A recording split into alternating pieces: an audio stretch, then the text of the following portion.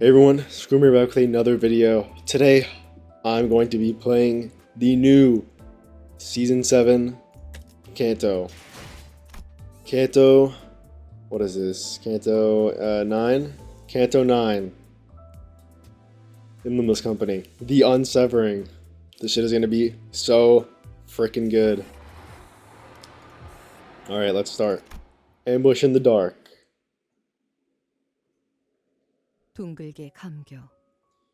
There is a clue of a thread, raveled of a single strand, whose beginning is its end.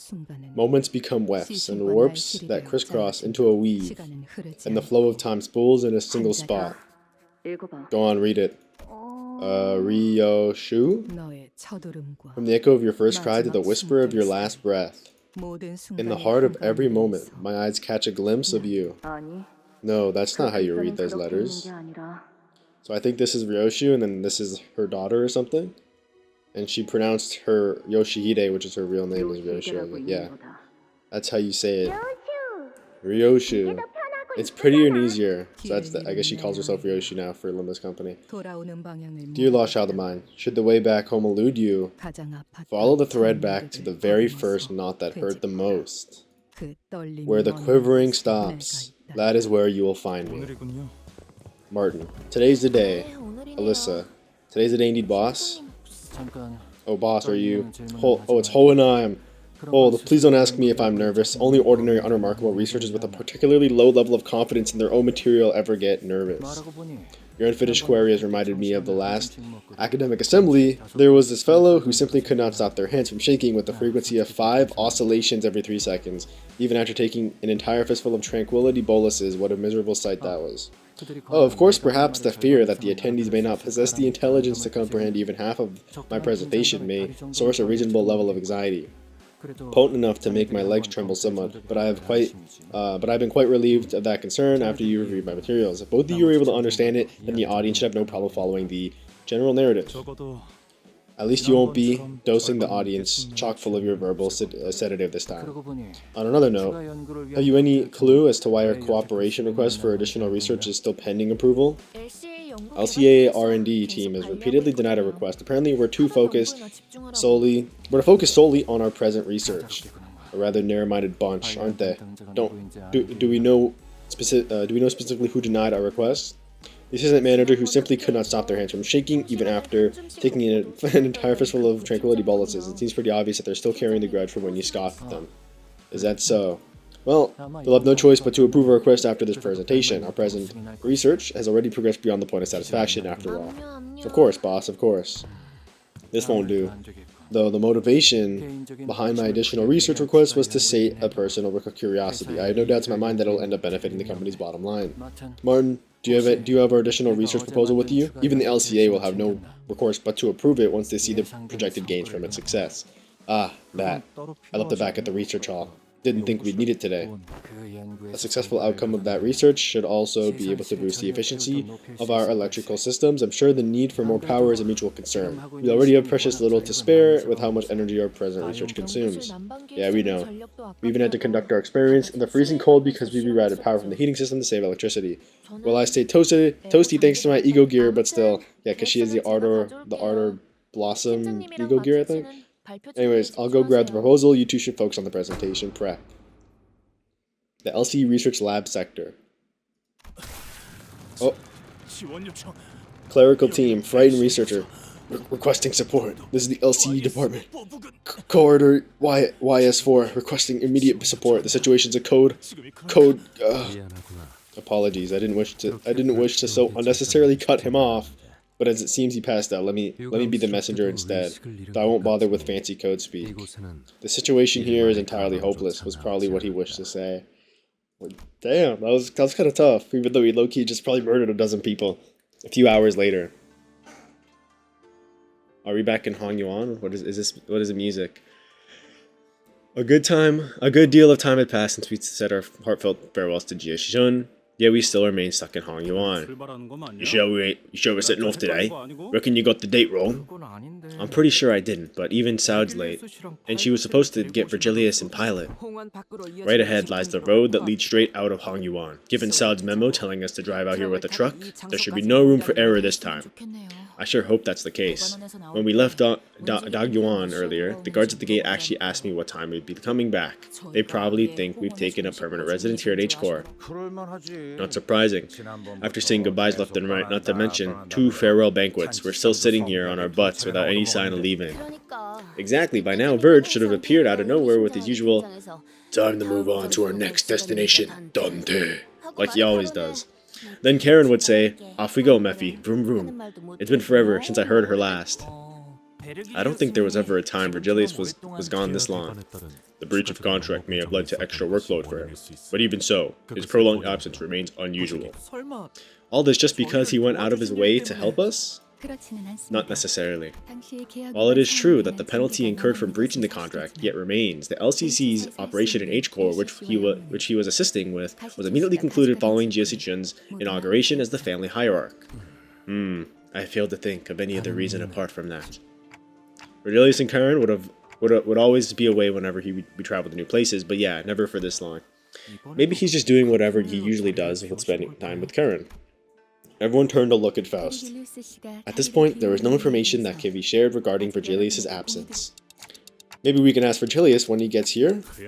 You honestly reckon that he'd say a word about where he was? That bloke only ever tells us where to go, never where he's off to. Verily, and never hath he deigned to bring any of us on his ice cream trips, save young Karen. Oh, perchance his path is that of a culinary journey to sample the unique specialties of each district. Be serious for 1 second, lass. This ain't a foodie tour. Aside from guiding our path, it may simply be that Virgilius has a path of his own to walk. I've got no idea what that path would even look like. We're only here to follow the journey as guided by Virgilius. We know neither the path he has walked, nor the path he seeks to walk. I wonder if he'll ever share his story with us one day.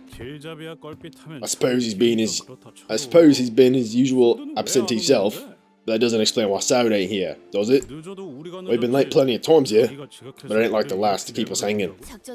Maybe there's one change of plans? Maybe there's been a change of plans. When an operative goes dark without warning, it's usually due to an unforeseen variable, not a change of plans. As to prove Aldous right, someone forcefully yanks the truck door open. Saud? Holy, what happened to you? Nah, she missing an arm? Saud stumbled into the truck, short of breath. She was bleeding and covered in wounds, minor and serious. Her eyes glistened with wild anxiety. A broken pistol hung from her waist. It was impossible not to notice the still fresh gashes and wounds on her. The first thing that caught my attention was the stump where her left arm used to be. She's missing an arm? Oh, hell no. She better not die. She's not gonna die, right? I love Saud. Surely she's not gonna die. Let's see. What team should I use? Let's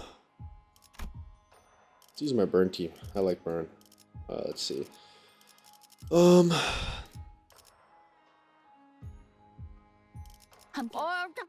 Actually. Yeah.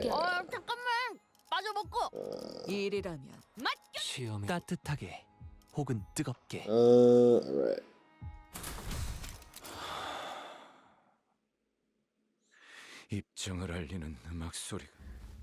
Prepare for battle. Immediately. She's low-key missing an arm. I am no longer able to operate, as you can plainly see. I need your help. Saud collapsed to the floor before we even had a chance to ask her if she was okay or what happened to her arm. Immediately after rendezvousing with Mr. Virgilius, I was ambushed. And the attackers will be here any minute. Once her resolve had not faltered even in the face of death, a grave look of despair now filled her eyes. How many hostiles? 2. While Mr. Virgilius was dealing with one of them, Verge was? Color returned to Roddy's face upon hearing Virgilius' name. Well, the baby Verge was already on his way back after wiping the floor of both of them? No, I don't think so. It's Karen. I lost her. They tore off the arm I was holding on to Karen with. I never should have let go. I never should have let that happen. Thou couldst not hold on to young Karen? How? What? Saud grimaced, her expression an amalgamation of guilt and confusion. It was a far cry from her usual collected self. Did they take Karen hostage? Yes, I could not stop them from taking Karen. What about Pilot? He dead? Oh, he's wounded. Pilot was heavily wounded, but the last time I saw him, he was conscious. We should prepare for battle, now. At least our current objective is clear, Executive Manager. There's no limits to glaze. First, take out the pursuers and rescue Karen, while the exact motive of the perpetrators is yet to be revealed. We may be facing multiple fronts. I briefly picked up transmission from HQ while running this way, and... a sudden buzz of white noise breaks from the truck's silence. Radio. Any station. Respond. Respond. Saud froze up, staring at the radio speaker. Gregor was the first to act in her place. This is LCP, I read you. LCB, I read you. What's your situation? Over. The HQ research facility. Under attack. My darling daughter, I hope you've been doing well for yourself out there. But don't you think it's about time you stopped playing and came home? Utter silence descends as a kindly calling cuts off the blood-curdling scream from the other side.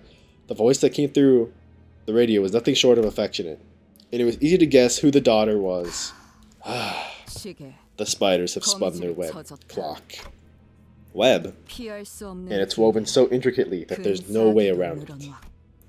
That's when I recalled something Lei Heng had mentioned, the House of Spiders, thinking back to how intensely Ryoshu reacted then. Dude, do you think these attackers have something to do with that, Lei Heng guy from earlier? Unlikely.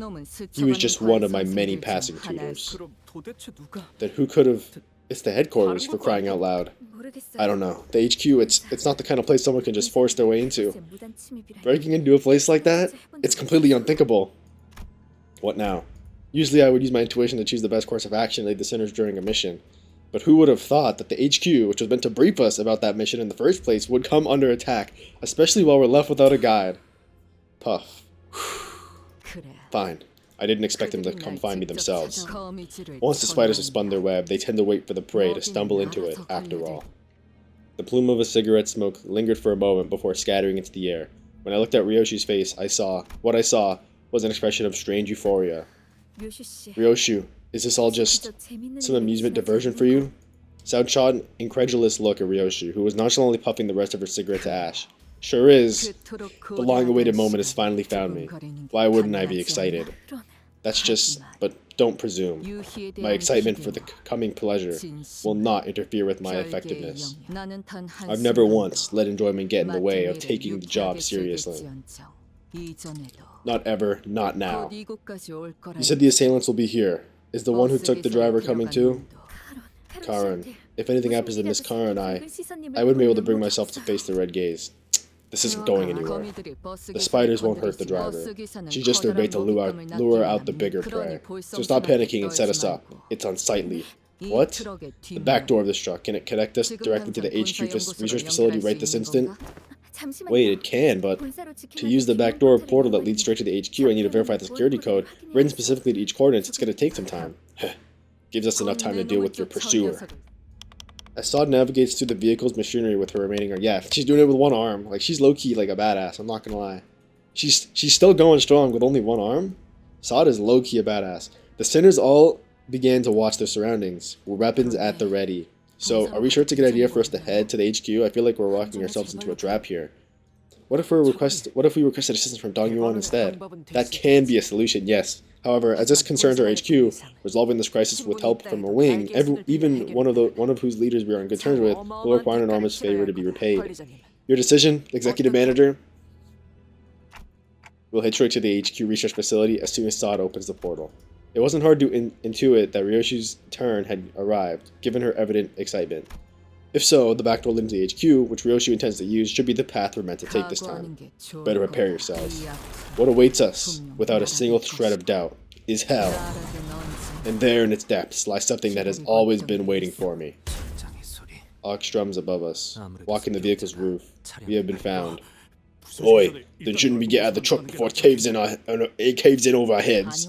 No, P-Corp Singularity protects this truck, remember? Something that's supposed to keep whatever inside safe. We should just lie low until... You sure about that? I can see a teensy crack in the ceiling. A crack? That makes no sense. The ceiling should be elastic enough to bend under most physical impacts instead of cracking. It is true that the exterior of this vehicular transportation device utilizes P-Corp Singularity. That is why the truck is more spacious inside than it appears from the outside and has good defenses against external forces. However, Unlike the experimental model we boarded in Picor, this vehicle seems to be a more affordable model that used flexibility as a shuttle for the before team's deployment. That is not to say that for a singularity technology to perform at a competent level, a higher level of investment is required. Budget models, even those with singularities, can still end up being countered. So they cheapened out, and the assailant is not one of the nurse fathers from the House of Spiders. If it were one of them, the first shock would have shattered this wall into pieces. I suppose kicking off with the top dogs would have made for a rather bland story progression. The nurse fathers? Well, you mean the same people Lei Hang? We'll have time for speculations later. Executive manager, the ceiling's about to cave in. Go for the kill the moment they get inside. And they're inside, alright. Wait, don't engage. Though we were readying ourselves to skewer the moment the intruder stepped in, we had to immediately backtrack on that idea when we saw who he was carrying. Karen. She's only unconscious and breathing still. Oh, is he part of the thumb? I see, you cut Saad's arm off so that you'd have something to track her down with. And she's gone straight to seek help from her comrades. It was indeed a correct decision for us to wait and see how she'd react. The intruder continued, glancing towards Saad. As if in response to that, Ryoshu placed her hand on her scabbard. Ryoshu? B-D-O-K. They won't dare hurt the bus driver. B-D-O-K.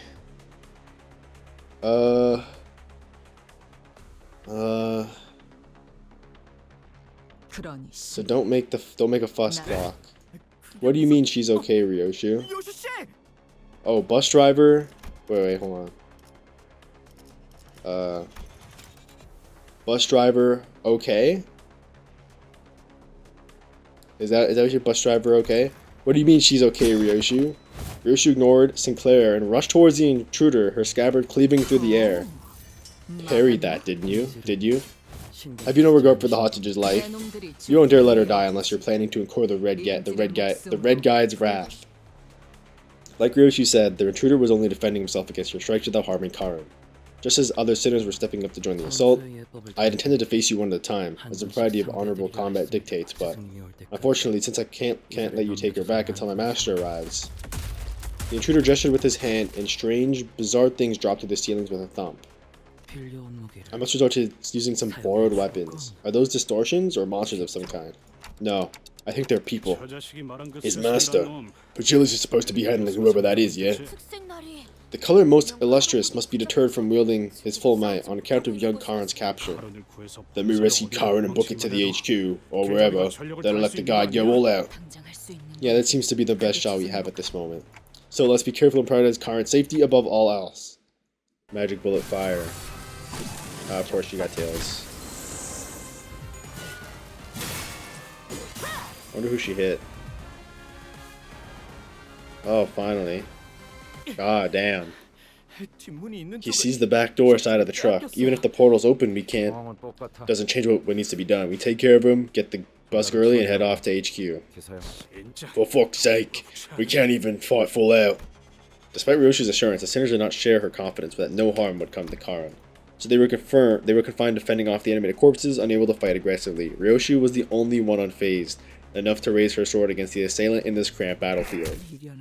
Bothersome little halfwit. Arm straight, I said. How many times? Just how many times must I repeat myself? Oh, stop making a fuss. It couldn't have hurt that much. On your feet. Get off your ass. What makes you think you deserve a break? Quit being a whiny little brat and pick up that sword. Slash straight. See? That wasn't so hard, was it? If I ever hear you whining again, I'll rip your hair clean off your head, so get your act together. You're no stranger to this sword style. The Palermitan style. I have been trained in it as well. Did you learn it from Valentina, that booze hound? I must ask you not to insult her with such crude epithet. My master gave me an order when she imparted the style to me. To temper and hone it until a mastery of it becomes indistinguishable from yours. My swordcraft is now on par with that of your past self when you still belong to the House of Spiders. Learning it without understanding anything. You're not only obsessively copying me. Learning it without understanding anything and only obsessively copying me, wasting time over such mimicry. It's beyond ridiculous. If you're no more than a copycat, then the angle of the wrist, the distance between the feet, the balance of the sword itself, every one of these has to be exact, because even a single incongruity Are you actually that incompetent? Or do you enjoy beating, or do you enjoy the beating? Maintain your stance. Don't bother your stupid little head trying to be clever and just stick to what you've been taught. Take what you memorized and move. The sooner you become the blade that cuts through all, the better. Only then can I will break your form, making your swordsmanship as precarious as a tightrope walk headed straight for a fall. Puh, you're no different from those wind-up dolls over there. Call me a wind-up doll all you want, doesn't matter. You, likewise, are unable to recall and properly wield the Powder Maiden style, which tells me my usefulness has not yet run its course. I must perfect every form I must perfect every form you've been taught, even if I must repeat the same stance 1,000, no, 10,000 times over, if I am to be a perfectly tailored textbook for you. What if I said I have no need for childish study aids? Your rejection is inconsequential. My role as your textbook has already began. Then I will illustrate my very own art for you, until your slashing gleam beyond recognition. Ah, damn, my eye is torn up again. Yep, I landed on the right place. That's my ticket, alright. Gah. I told you, Lucio. You could spend years honing your skills, but that still won't be enough to catch up to our Yoshihide. Valentina. Damn, is she bad? What? Holy. She is bad. The man staggered a little, his head jerking to the side from the impact of the blow. Isn't it obvious that you've seen it yourself? How sad and pathetic your progress is? This is the problem with greenhorns who haven't had a taste of the war. They don't know what it's like to crawl through the muck and grime of the battlefield, where the slightest inattention can get your head blown clean off. When faced with a superior opponent, don't just rely on brawn, but redirect the force of their attack to the side by locking their arc with the tip of your sword. I've said it time and again. And when you're outnumbered, lower your form and draw wide arcs with your sword. Did you forget everything I drilled into your head after shouting myself hoarse? Secure a corner, force them to get you in a single file, because positioning is everything. Didn't I tell you all this before? If Yoshihide is to recall even one more lesson from me, the textbook can't afford to have any defects. Forgive me, master. But you did manage to collect this one as instructed. Maybe you're not completely useless after all. Hatred thick in her voice, Ryoshu hissed, the thumb nurse father, under her breath as she shifted into a blade-drawing stance against the second assailant. Hey, how have you been doing? Ticket? Your form's really become a wreck since you were away. Just seeing that sloppy grip makes me sigh. I had to beat that habit out of you back in the day, remember? Still, this reunion's been a long time coming, so I suppose I owe you a bit of courtesy. You're old enough now to understand what I'm saying without me having to resort to the occasional backhand, aren't you? Occasional backhand is crazy. Ticket. Still intend on calling me that, huh?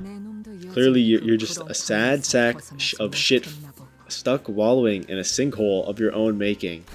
Did you just call me a sack of shit? Ah, bitch, you should know your place before barking at your betters. Sensing a sudden presence aside, the so-called thumb nurse father snatched Karen into her arms and swiftly assumed a fighting stance. Oh shit! It's fucking Virgilius. Oh, she is so cooked. She's genuinely so cooked. Okay, they got a whole cinematic? Damn! Yo, that's so tough. They got a, oh, okay. It wasn't like a crazy like cinematic, but like that was still tough though. Okay, that was still really tough. Holy, Virgilius coming in aura farming. Manager Dante, it seems that I must apologize for what has happened today. Virgilius, I was stalled by my personal issues and a certain unresolved business from the past. Bird, you're hurt. They're not from these assailants. So don't worry needlessly. It just so happens that I was involved in a rather troublesome matter prior to encountering them. It's all my fault, Red Gaze. I should have protected her. Sad's voice trembled as she apologized profusely to Virgilius. No, this happened because I couldn't stop him from going after you. And of course, you had to go for your arm. That wound's looking worse by the second. Go get it treated the moment we deal with this situation. I will. Virgilius met the thumb nurse father's gaze head on. The thumb. The finger that makes up for their incompetence, with duplicity and cowardice, only to then hide it all behind their mask of honor. You appeared exactly as we received the transmission that the HQ research facility was under attack. Then your purpose here must be to stall me by any means, even if you have to resort to an old and tired method like taking a hostage. Yes. The way you reacted to this, I nailed it. She's your cake. Remember, Ticket? Remember what I told you when you so immodestly stuffed your face with the cake and smeared cream all over yourself? Smiling like an idiot in such filth makes me want to smash that cake to the floor. So don't you dare let on even a hint of craving for that cake while I'm looking, no matter how sweet and delicious it might be. What did I say, Ticket? What did I say? If you're gonna start trouble, you better not show it on your face, or else I'll catch on. Stop fucking around and tell me straight. Tell me, why are you... you know what? Be like that. Keep mum and brood in silence all you want. That... and I'll split. You're not getting past me. You think this eye is just for show? Well, Valentina, I don't know how much confidence you're putting in that eyeball, but I doubt you'll stall me for long with that half-functioning relic of yours. A trickle of blood had begun dribbling down the intruder's cheek from her covered eye. This? But she grinned without a care. It started hurting more and more the closer I got to Ticket. But it's gonna get better. Ticket's about to leave this place, you see. Shithead, you're not here to kill me, are you? Shithead, rude bitch. Have you forgot? Is this the most swearing that has ever been in a Canto? Like this is part 1, and there's already been a dozen swear words. This might be the most swearing in any Canto. Rude bitch, have you forgotten all about manners? The woman seemed to be having a hard time holding her hand back from striking Ryoshu. But after a few deep breaths, she visibly relaxed and continued on. Glad you finally figured that out. Now fuck off as soon as that back door opens. The other nurse fathers are waiting for you there, so show some proper manner. Or is that brain of yours too messed up to remember who's who and which is which? Why don't you take this time to think of what you're going to say to them? Hey, hold on, if you're going to let us go, why don't you let Karen zip it? The thumb nurse father muttered viciously. I hate presumptuous idiots who don't know their place, butting into conversations. Friends of yours, Ticket? Yeah. That's so, that I don't suppose there's anything wrong with sending them all there. After all, why discourage a swarm of flies from flying straight to the web we spawn? Her eyes fixed intently on Virgilius. The thumb nurse father slowly backed away from the back door and opened the way for us. The back door to the HQ hasn't opened yet. We have to rescue Karen first and... Do not hesitate, Dante. That is indeed the path you must bring the sinners to. Virgilius continued coldly, as though he was reading my mind. In fact, you should go through the back door, like she says, if you want to help Karen. This entire circumstance at the back door has been engineered to hold me and only me back. And what awaits beyond the back door is what they have orchestrated to summon you and Sinner number 4 there. Correct. I wouldn't want your dash of red to snip our elaborate web to pieces. Portal connection to the HQ almost established, but every firewall protecting its connection to the HQ had been bypassed. What? Then it must be via the defenseless back door, or back doors through which the intruders have broken in. Portal connection to HQ established. Coming with? If Faust goes, I'll be the only one left here who knows how to operate the backdoor calibrator. I'll stay behind, at least until Mr. Virgilius rescues Karen. Then we'll go on ahead. As always, Roshi did not prolong the conversation. She did not bother to impart even a quick goodbye, as she walked into the shadows that awaited us beyond the corridor. I gave Saad a nod on her steed. Dante, the 4th sinner's thread is pulled tautly. It is precariously close to snapping, but it is also sharper than any blade that it might sever all that comes into contact with. You must remember that.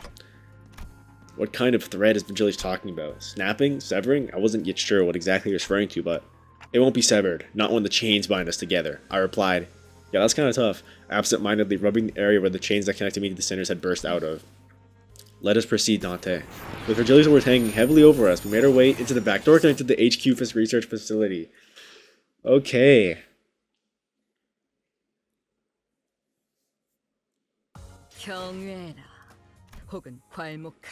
Alright, mutilated memory.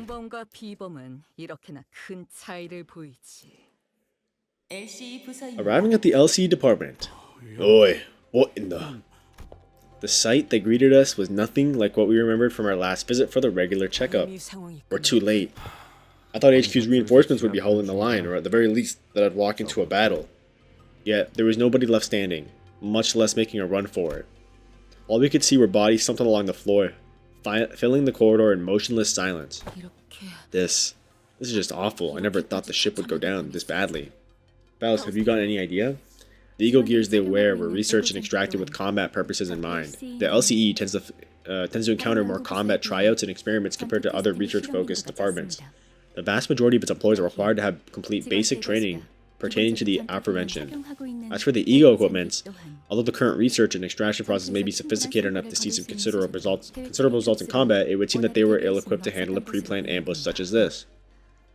Fat chance those lab nerds can do anything in a real fight, let alone against the spiders out on the prowl. The memories came flooding back, researchers jotting down our checkup results on piles of paper, and Hohenheim, with his droopy, tired eyes, leafing through the files. I wonder if they're dead. We'd barely exchanged goodbyes when he rounded up the burnt-out lab staff, who were already pulling their hair out from sheer level of stress to oversee another experiment in progress. So, if you happen to notice anyone who looks like Hohenheim, let me know ASAP. I have identified 3 bodies in various states that make immediate recognition challenging. However, their stature and attire make it extremely unlikely that any of them are Hohenheim. From the looks of it, they probably didn't even get the chance to put up any meaningful resistance before they were killed. With a glum look in his eyes, Gregory examined the bodies strewn across the floor. Out of 32 bodies, 26 show identical physical trauma. Identical? Every one of them has a spiral-shaped perforation at the center of the chest, over where the heart is. The cause of death seems to be the same type of spiral weapon they are holding in their hand's manager. I think they pulled them out themselves, but why would they? Soft. Ryoshu cast her gaze down, quietly eyeing her palm. From the cryptic words and contemplative look on her face, I could easily guess that she was taking a trip through the shadows of her past, touching an invisible object with her palm and feeling its texture in search of something that should have been there in her hands, and I'd been through enough to know that we would be revisiting her past together. However, what I witnessed was completely different from the memories of other sinners I'd seen so far. The vision I saw was completely fragmented, as if a blade had cut up her memories into pieces. Within Ryoshi's memories, something did indeed rest on her palm, however. I couldn't even make out whether its hue was closer to black or white. Was it some kind of food, a weapon, or something else entirely? Even the expression that crossed her face when she saw it and the words that slipped from her lips in that moment escaped me. One thing I saw for sure, though, was that the person who, in all likelihood, had given it to her was letting out a lazy puff of smoke swirling into the air, watching Ryoshi's reaction in complete ease. I gazed back upon the cryptic scenes of Ryoshi's memories that flashed before my eyes. Ryoshu, is there anything you remember? Saru. That name's all I can remember. You mean, as you've seen, Clock, my mind has been hacked to tatters. The sequence and the shapes, everything is in tangles. There is nothing I can explain about my memory. It seems we've gotten the gist of the situation. The worst case scenario here would be a breach from the outside happening while abnormalities, distortions, and Peketula break containment all at once. Whoa, now that's a situation. I really don't want to think about it. We'd be fighting trespassers and all kinds of monsters broken loose? Precisely. That sums up our present circumstance. Right. I just wasted no time to deliver the conclusion that'd kill everyone's morale. She's honest, though. Let's start from the beginning. First, the LCE department found itself under attack by a group of unidentified hostiles 2 hours prior. The weapons used to massacre the researchers are not uniform. The victims appear to have been killed with various assortment of arms. My darling daughter, eyes on me when using straight weapons that leave the farthest reaching arcs. Eyes on me when using the weapons that kill with the tiniest incisions. Eyes on me when using flexible weapons that crush anything they make contact with. What a tangled mess, just like the bastard. Hard to tell what kind of weapon were used here. Damn. Ryoshu whipped her hair back, furrowing her eyebrows in annoyance. Safe to say that the killers left with at least 3 different types of weapons.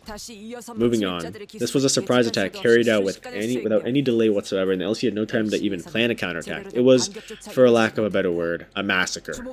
Now here's something that demands our attention. It appears the invaders had the abnormality containment units open only after they confirmed that the surprise attack had been carried out successfully. That sure is fishy. I mean, shouldn't it be the other way around? Unlock the containment units first, let the monsters wreak havoc, then swoop in during the chaos and finish off the stragglers? Indeed, the enemy strategy is highly unusual. As for why they resorted to such an unusual move, there are 2 plausible explanations. Firstly, that the enemy may be comprised of fighters skilled enough to forego a diversion tactic. You mean there could be more, or there could be more who are as strong as the woman in the truck who kidnapped Karin? Secondly, that the enemy may have purposely unleashed the abnormalities from the cages as a follow-up measure. Follow-up measure? Aren't thou implying those villains sought to disguise their vile attacks? No, the chance of a cover-up is almost non-existent, unless they had precise knowledge of scavenger abnormalities that could devour the corpse clean. The enemy would have never left such unidentifiable wounds on their opponents, or on their victims. On their victims. It makes more sense that their goal was to delay HQ's main reinforcements and keep them from reaching the scene on time as we did. A delay tactic. I see maybe they were looking for something. Possibly. They must have had a specific objective in mind when they broke through. Which means whatever they're looking for should be here somewhere. Something elusive and so well hidden that they had to distract us just to buy themselves some time. We need to hurry then. As we were battling our way through the escaped Peketula, Gregor came to a sudden stop.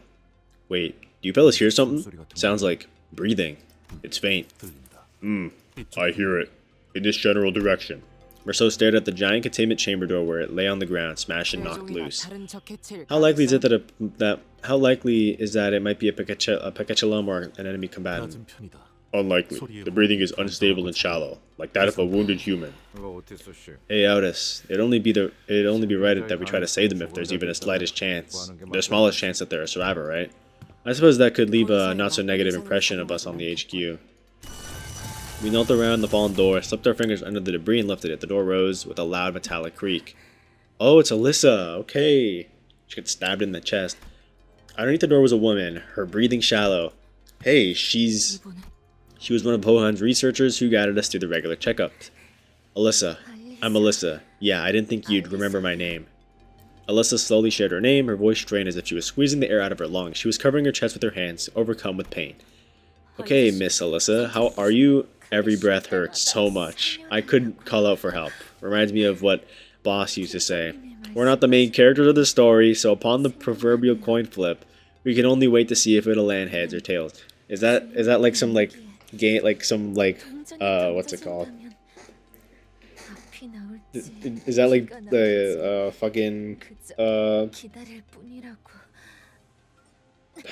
forgot the fucking term for it.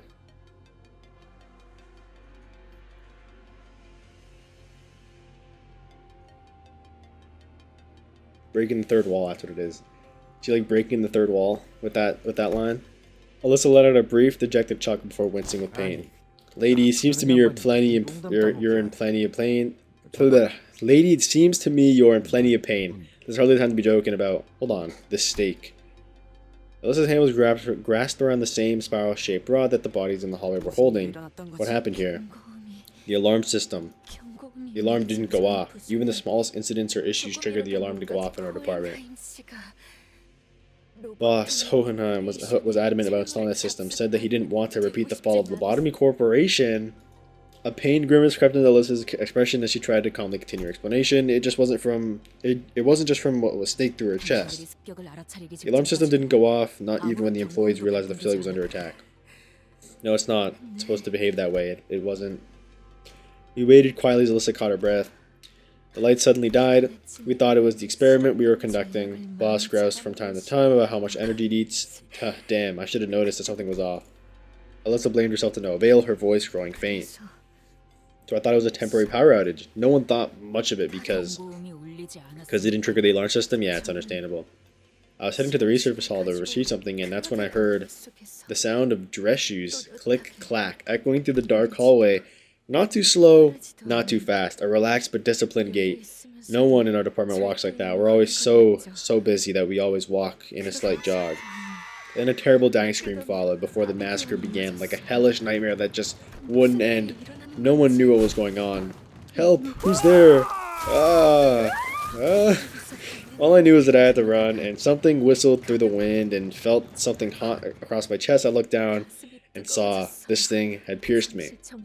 Then I passed out. When I woke up, someone had forcibly unlocked all the containment units. Abnormalities, Peketula, even distortions running amok, and I was pinned down by a containment unit door that got knocked off its frame. So you weren't with Hohenheim or other people when it occurred? Boss must have been by the conference hall. Could you get the pen and paper from my pocket? Alyssa drew a simple map on a piece of torn paper. I don't know if the others are safe, but follow this map and you should at least be able to see for yourself, or at least get a clue what happened. There, we get the general idea. Now let's have a look at that wound. Gregor replied calmly. Books, the wound keeps bleeding. This ain't your usual weaponry. Oh, you recognize this? Heathcliff asked Otis with a palpable concern. From the way it looks, the more the victim moves, the deeper it will drill into their flesh. Perhaps a workshop product, designed to stall and take combatants out of commission rather than to kill outright.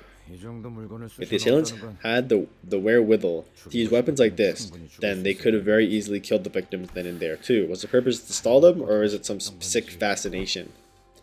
It seems that staying still is what saved your life. That was wise of you. Yeah, I don't know about wise. It hurt too much to even think about moving. Anyway.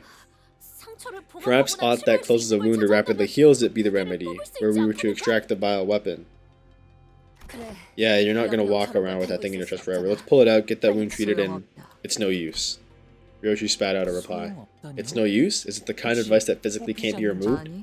Pulling it out isn't the hard part, it's just inadvisable. If we were to force it out of her, she'll end up like those bodies in the hallway? Yeah, this spiral burrows endlessly to reach the other side, but paradoxically it cannot punch through all the way because it will never arrive at that point.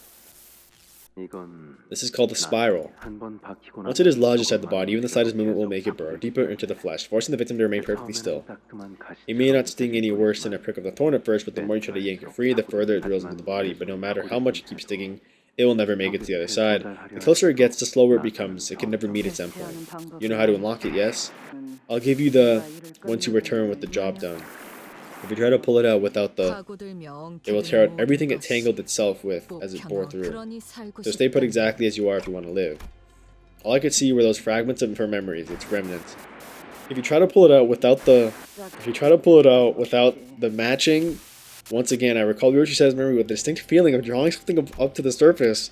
The scenes from her mutilated memories, as it was generally the case, I didn't know how exactly I did it. It just came naturally to me the moment I wished for it to happen. See anything, clock? Ryoshi, what if that spiral needs a certain combination of numbers like a password? To resolve the spiral's paradox, you'll need to find the correct pair. If you try to pull it out without a matching number, then the sword and scabbard, yin and yang, the past and the future, me and you, everything, regrettably, is paired together with an awfully stubborn connection. Do you understand what it means to die? What it means to sever something?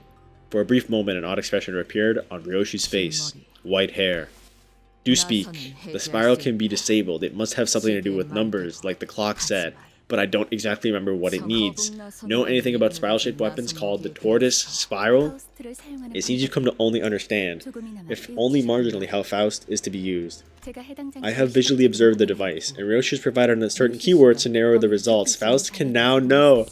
Did you say how you're to be used? Wait, did you say how you're to be used? Ignoring the curious look, Faust walks up to a body and unclasps the spiral from their hands. Zenon's tortoise spiral is what Faust calls this device.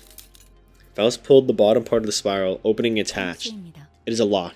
The spiral requires a 7-digit combination to release.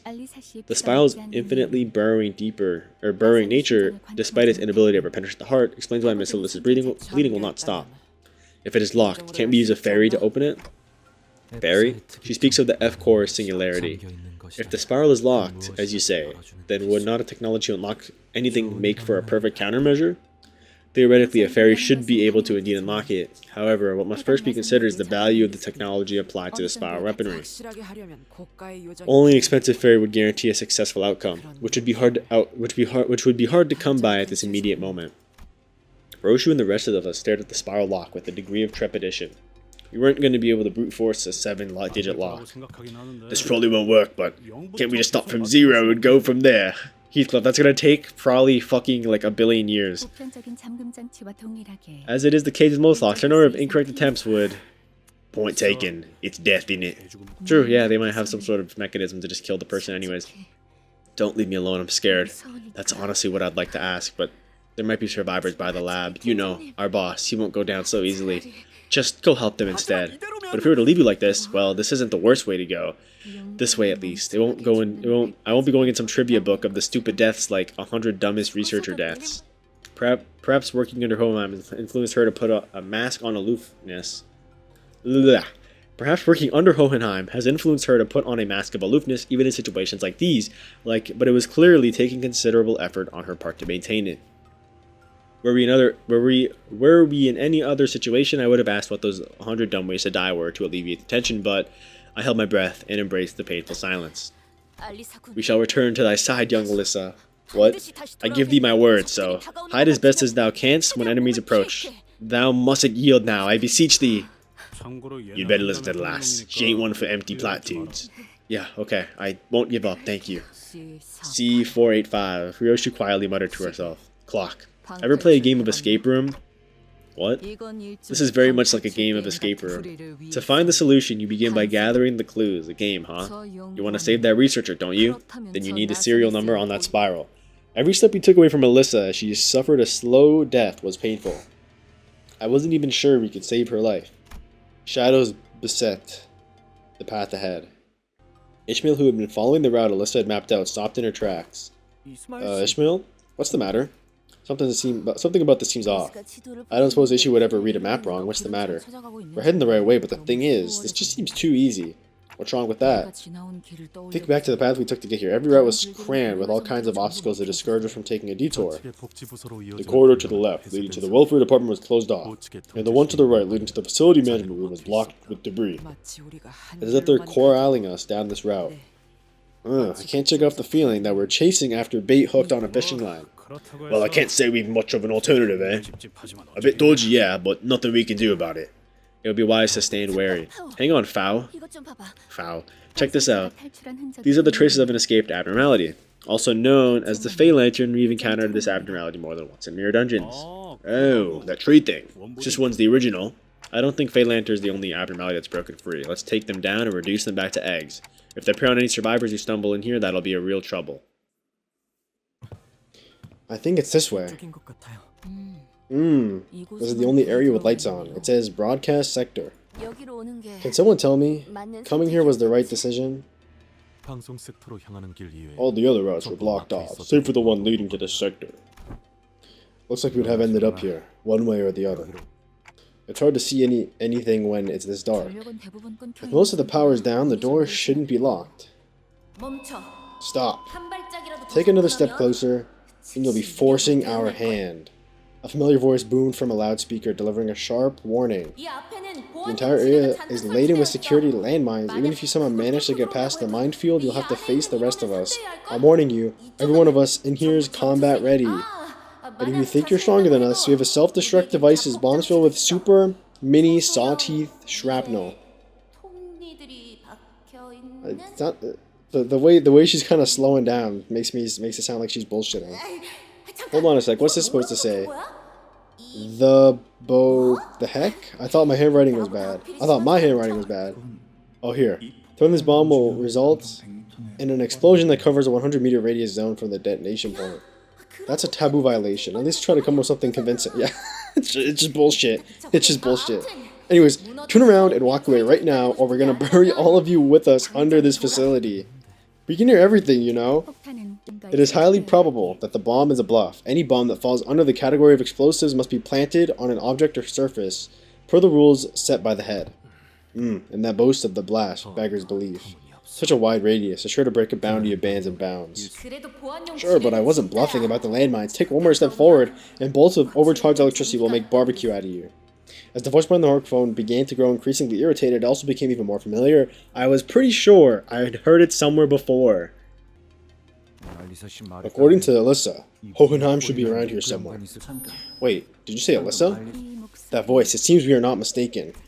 Now I certainly recognize this voice. That voice, I would rather not welcome, tells me that these individuals are good to be let through. That voice Faust would rather not welcome tells Faust that these individuals are good to be approached. A heavy thunk, and then the doors of the broadcast sector inched open. But before we could even take a proper look at the people holed up within, you guys, you should have told us sooner. Ezra, remember me? Oh, it's Miss Ezra. We came face to face with Ezra, who'd video called us with a plethora of information on Bloodfiend's power to our mission in La Mancha Land. Heard you saved the day in La Mancha Land. She is so tall. Oh my god. She's like 2 Sinclairs tall. And all thanks to yours truly, I bet. So could it tell me which one's the Bloodfiend extraordinaire on your team? What? Oh, well that's... Why don't we skip the pleasantries for now, Ezra? Holy baddie. Oh my god, why is Moses so bad? Holy, bro. Look at those hips. The next person to show up was Moses. I saw her in the video call too, team leader at LCD, if memory serves right. Were you the one who threatened us with that nonsense about bombs, Ezra? I mean, what other choice did I have? We were starting to believe that we were the only survivors out here, and then bam! A dozen or so footsteps rushing into this sector out of nowhere? We couldn't even check who you guys were because all the screens were busted. Ezra gestured toward the blank surveillance screens in the broadcast sector with her chin. For information, Mr. Genius over there is trying to fix the security cams. He said it's going to take a while, with the power outage though. Hohenheim. I didn't expect our paths to cross again for anything good, but I certainly would never pictured it happening like this. Underneath the array of monitors, Ezra pointed at, we found Hohenheim, looking even more haggard than we remembered, who gave us a faint, unwelcoming nod as he fiddled with a tangle of power circuits. So these two are fine, it's just Alyssa who got low-key smoked. Hello, I'm relieved to see that there aren't any injured among you. I mean, we could just heal up anyways, but like yeah, whatever. I mean, I appreciate it, Martin. So Martin stepped forward and offered us the greeting Hohenheim chose to skip. In any case, you say it was Alyssa who let you know of our location? If she's not with you, she must either be gravely injured, or gravely wounded, or already dead. She's badly hurt, yeah, but we're searching for ways to help her. Ishmael gave Hohenheim a blanched look, as though she was taken aback by his cold certainty regarding his own subordinate's fate. Searching, Talk as if you're playing a game of scavenger hunt. It might have been better to end her misery then and there. What? Haven't you seen how we handle things? She's still got a shot. Don't be so quick to throw in the towel. Please don't misunderstand. Some of these assailants, they seem to enjoy torturing their victims. That's what's keeping our boss on edge. Boss and I were near the laboratory when the attack started. There weren't many employees around, and the broadcast sector happened to be close by. Probably the only reason we were able to find cover here in one piece. Verily, young Alyssa shall persevere steadfastly. We have vowed to return and deliver her from death. Thank you. I'm sure Alyssa is hanging on to your promise. I'm sorry to break up this touching moment, but if you're here, that color fixture should be on his way too, right? Cap? Where the heck is he now? I wonder if he's already off to find the attackers. Ezra. Moses, who had been staring at Auda since we came in, turned her gaze toward Ezra. Team leader, if we can regroup with the Red Gaze, I think we'll have more than enough fighting chance, even without our baby B.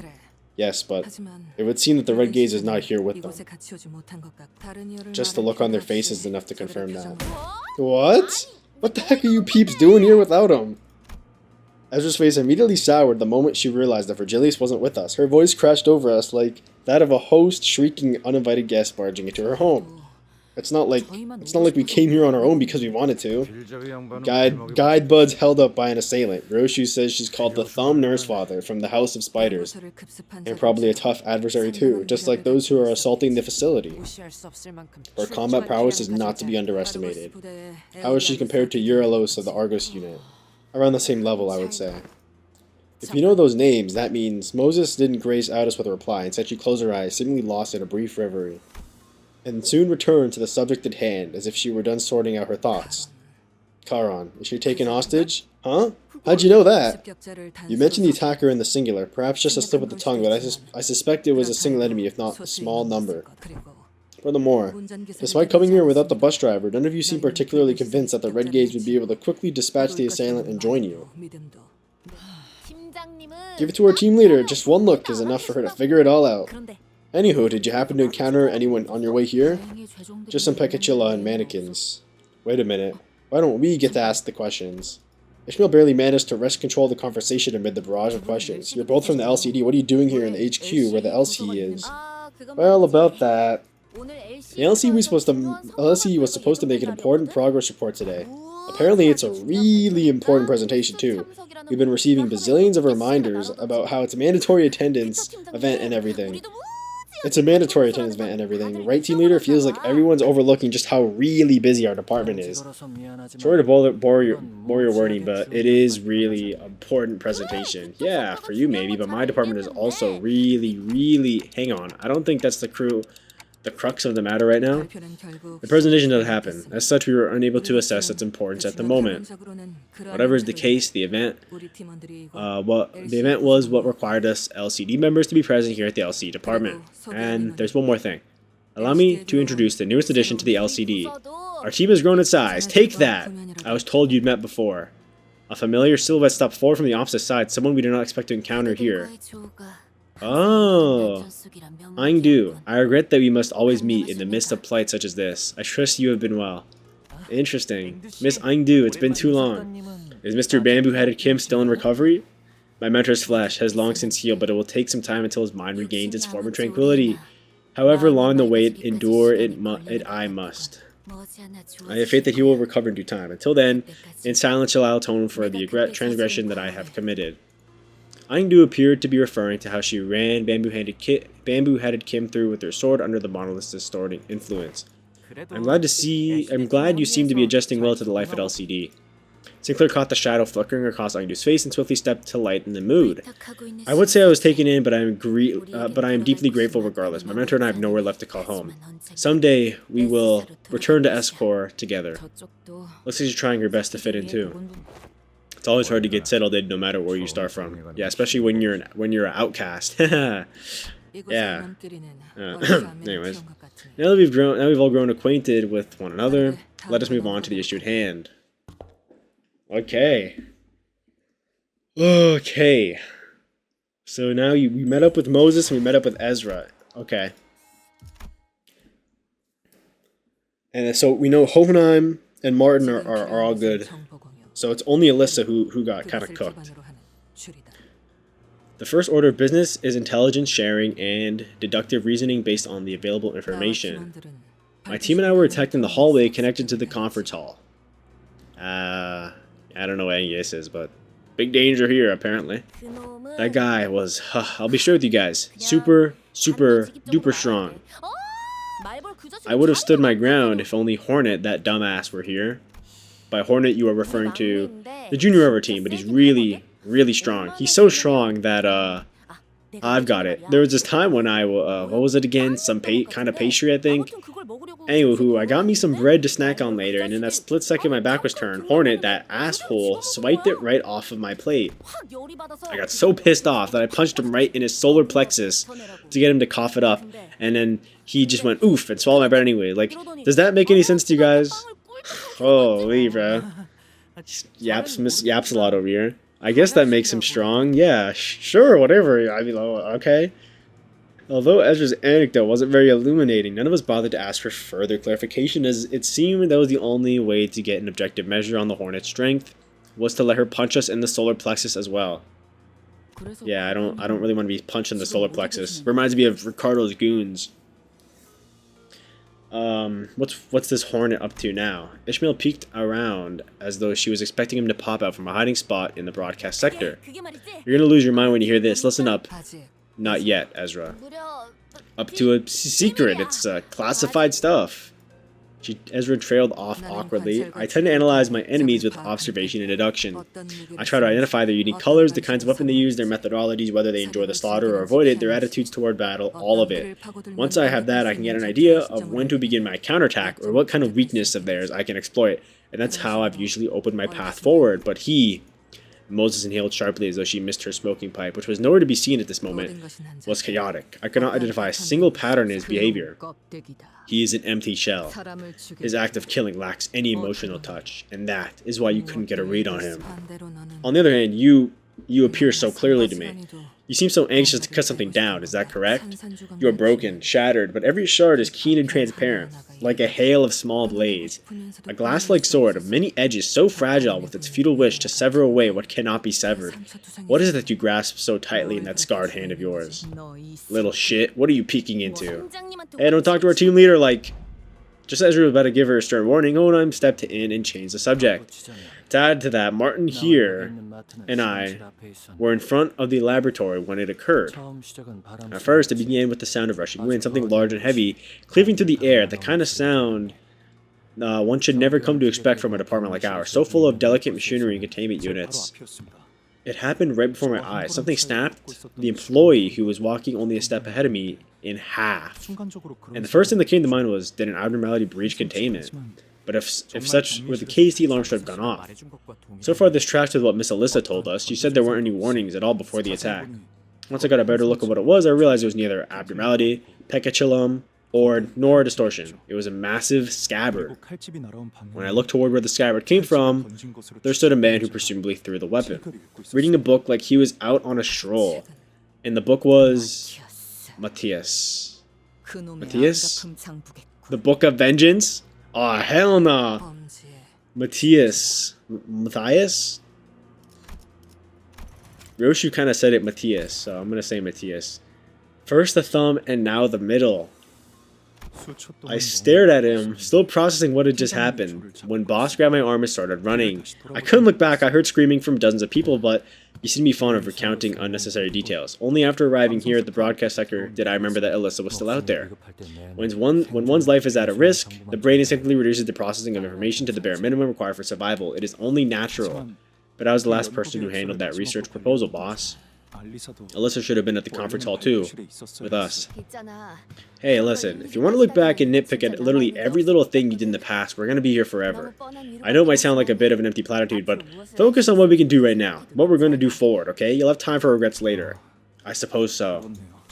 You did save my boss once, so I guess it's only right that I should have more faith in you people than anyone else. I would like to clarify that the saving was but a part of the experiment, but given the urgency, I will forego a more detailed explanation.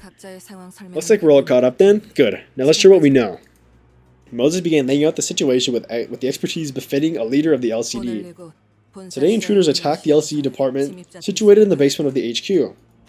We lost control of the entire LCD facility, and save for our current location, every sector has been neutralized by a single or pair of intruders. Any survivor who's conscious enough to communicate properly is already here. After the attack, every containment unit was forcibly unlocked, adding even more fuel to the fire. We are beset by foes on every side. Our search for a foothold is a difficult one indeed. Darn, if only these surveillance cameras weren't busted, I'd love to be able to keep track of their whereabouts. As I've repeated multiple times today, we are attempting to bring it back to operational status. You speak of restoring a sabotage power grid like it's a simple task. Like it's a task as simple as wiping one's glasses. More than anything, we need these two pieces of information at the present. Who are the attackers? What objective brought them to the LCE? The man we encountered seemed to have a one-track mind, squarely set on killing as ordered. But there are far too many threads that point toward a motivation more complex than infiltrate the facility and slaughter its employees with abandon. Moses' deduction aligned with Aldous'. If the assailant's goal was truly nothing more than slaughter, their first order of action should have been to unlock the containment units. The intruders are... yes, I have enough evidence to at least get a general idea of whom they might be. To elaborate, there's the thumb nurse father, who's stalling the red gaze. Then there's the member of the middle, who attacked the researchers. And we've seen evidence of the ring's involvement too, given the presence of corpse mannequins. At least 2 or more fingers are involved in this attack. We have yet to see Index, but I would imagine we would get to see them soon. The thumb, the vile cur, the Kurokumo clan serves are here. Ugh, yes, this is quite odd. Lady and Moses, are the fingers not hostile against one another? Those ilk have no business coming within even a sleeve's breadth of each other, save when compelled to attend assemblies such as the finger bow bell, where they oft quarrel to no end. Correct, but consider this from the opposite perspective. There must be something of enough importance for the officers of each finger to put aside their differences and work hand in hand. Ryoshu, spiders, or the nurse fathers of the House of Spiders. That's what they're called. And we've just snared ourselves into the web they've spun. The fingers rarely ever cross the line they've drawn between each other. This strange entanglement certainly is a deviation. Nurse fathers, was it? Seems like a terribly meaningful title to me.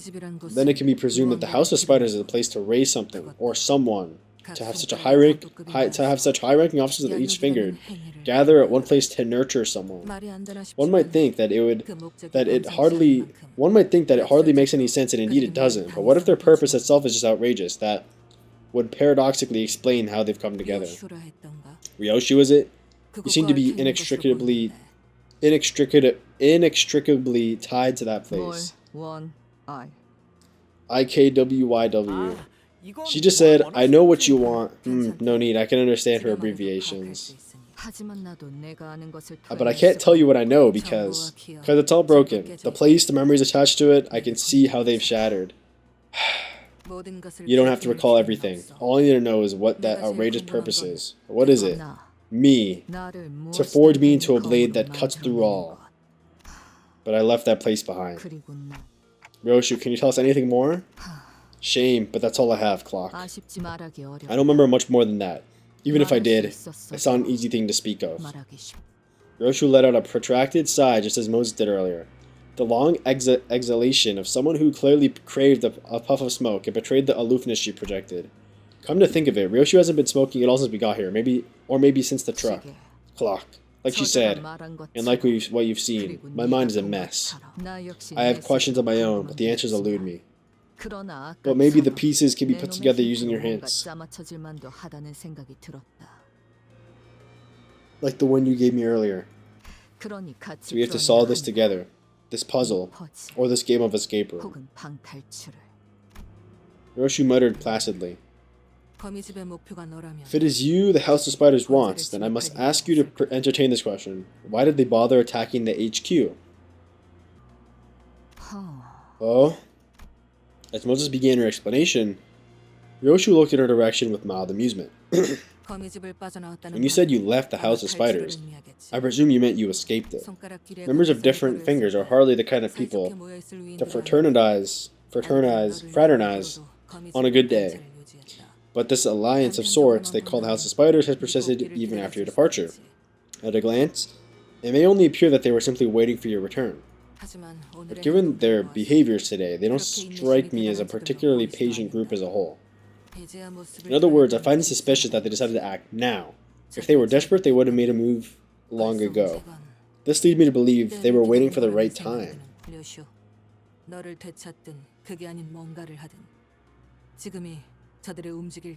Whichever is their motive, Ryoshu, whether it is getting you back or doing something else, the fact remains that they've chosen this particular moment to act. The nurse father of the House of Spiders we encountered, she made way for us so that Ryoshu could come to the HQ research facility. She harbored such intense and complicated feelings for Ryoshu, but I don't think I got any sense that she was trying to kill or take Ryoshu with her. But she said that the nurse fathers were waiting for me here. Clearly, they're here to see me, weirdo detective. Alright, you. Hey, what the hell's your problem? Be calm, please. It is best that we do not interrupt their conversation. In intense dialogue, shall they find and draw out the answer. Let us not dare stem this course. It is fair assumption that the nurse fathers of the House of Spiders have attacked this place to provoke you. However, I can't seem to shake the thought that they must have a distinct objective. If they were indeed after Ryoshu, only Ryoshu, then choosing this specific time and place hardly seems to serve that purpose. The intervals between each sinners are different, but on a sinner's turn, once a sinner's turn ends, another's begins, every single time without failure. This case has everything to do with Ryoshu. I believe without a shred of doubt that it's her turn. Once the sinners relayed my words, Moses fell into a brief contemplation and began to mutter a sequence of words. Limbus Company, the mirror, the glass window, the former Elcor, extracted ego, enkephalin, psychoments, abnormalities, monolith, sinner Ryoshu. I can't think of too many things in the LC Research Center that could be what the House of Spiders is after. By process of elimination, the only reasonable answer that can be deducted is as follows. They're here for the golden bows. That's how it is. Moses is right. It's become very important to us to look into Ryoshu's past, to reach in and see what lies there, but LCB's goal, its journeys, and its stories have always been bound to the same terminus, obtaining the golden bows. Hohenheim. Where are the golden bows in this facility located? The manager would like to know the location of the golden bows. It's at a laboratory in this facility. Hohenheim's gaze turned to me. Perhaps he was looking at the clock hands on my head. Very well, I suppose there's no way around sharing the contents of our presentation. Hohenheim's answer sounded more like a prolonged sigh. It was a presentation regarding our progress in the golden bows experimentation. And the limited group of individuals with the clearance to access the contents of that presentation does not include members of the LCB. Boy, aren't we the ones risking our necks out there to collect those bows? How come we're not allowed to? I'm not the one who decides the scope of our security. Hohenheim, your concern is understandable. The company maintains tight control over any information regarding the golden bows. There is no way to know at this moment what the consequences of leaking this information without the company's explicit consent might be. If the worst comes to worst, we may even be subject to a memory wipe procedure. Unbelievable. We're stalled by some red tape at an exigent circumstance like this? What do you expect from a company practically built on secrecy and suspicion? Anyway, assuming the risks of divulging this information are understood and accepted by all parties, let me get straight to the point. The golden bows, we were experimenting with grafting the retrieved golden bows onto one another. Grafting the bows. Then, was the purpose to combine the bows to form a singular tree? Nothing slips by a fellow researcher, I suppose. Correct. We are incubating the golden bows under a very special environment to create a sapling. We haven't yet managed to graft them together into a proper tree, but the horizon is in sight. Today was the day that we were to share the successes of the experiment with certain major characters and teams within the company until this happened. The golden bows are at the laboratory. And we have to get to the laboratory before they do and secure the golden bows. But we can't just waltz out on our own when this whole place might be crawling with enemies, right? Is there any way we can get in touch with HQ right now? Did HQ even receive your support request? We did send a rescue signal to the HQ an hour ago, but we have no way of knowing whether it was received. The attackers destroyed all our outgoing transmitters earlier. As long as they received a signal, any signal, it shouldn't take long to recognize that the LC is under attack by an overwhelming force. Surely, right? Assuming that the LCA has sent us support units, do you have an estimate of how long it might take for them to arrive? Even if they have to navigate around inaccessible passages currently present in the facility, it should take no more than 10 minutes. 10 minutes? Then they should have been here already. They've either failed to receive the transmission or the power outage has trapped the reinforcements in the elevators. Yeah, if it weren't for Miss Saad bringing us up to speed, we wouldn't have thought of using the back door to come straight to this facility. If such is the case, then we need to only reboot the power divider in the facility management room. Hey, Mr. Big Brain. If we want to restore this department from a shutdown state, we gotta take out all the distortions and abnos sauntering around, right? In order to perfectly restore the facility, yes, this place has been designed to be quarantined from every other department, even if a single abno has escaped to its hallways. No use sitting around putting our heads together then, yeah? If you guys are scared of some abnos or distortion, leave it to us, we'll kick their butts. Nobody said they're scared, I'm just saying we could benefit from practicing a bit of caution. It would be wisest to prioritize restoring power to the facility. It seems that these attackers are making effective use of the dark. I see. Executive Manager. I am of the opinion that we must split our forces in order to facilitate our operation, given the urgency of the situation. The situation looks rather pressing for us to sit here and waste time debating what to tackle first. Once I nodded an agreement, Aldous quickly took control of the situation. Listen up, men. We prepare for two things, reconnaissance and extraction. Huh? Extraction? You mean escape? Assuming that the LCA's support will arrive, it would serve us best to move in tandem with them to improve our chances of launching a joint attack with numerical advantage over our enemies. Also, we have to stay mobile. We've held the position for too long. Our enemies will methodically kill and comb through the entire facility until they find what they're looking for. The more we remain stationary, the more likely we are to encounter them, and that will only alleviate the risk of total obliteration. Makes sense? Besides, the others ain't here like us. Once they get killed, it's over for them. Oh, the others ain't like us. Another thing, don't forget that we have to reach the golden bows before our enemies do. Whichever we end up prioritizing, we won't get anything done by staying holed up in here. Very well. Then if we were all to leave this place at the same time, where should we prioritize? We have many pressing tasks, as you have explained. Golden bow retrieval, and facility power restoration. But the facility management room to restore power to the facility, the laboratory, and the area with damaged circuitry are all located far from each other. We divide and conquer. Securing the golden bows, restoring power, and suppressing addos to clear a path for the reinforcements. They're all equally important and must be resolved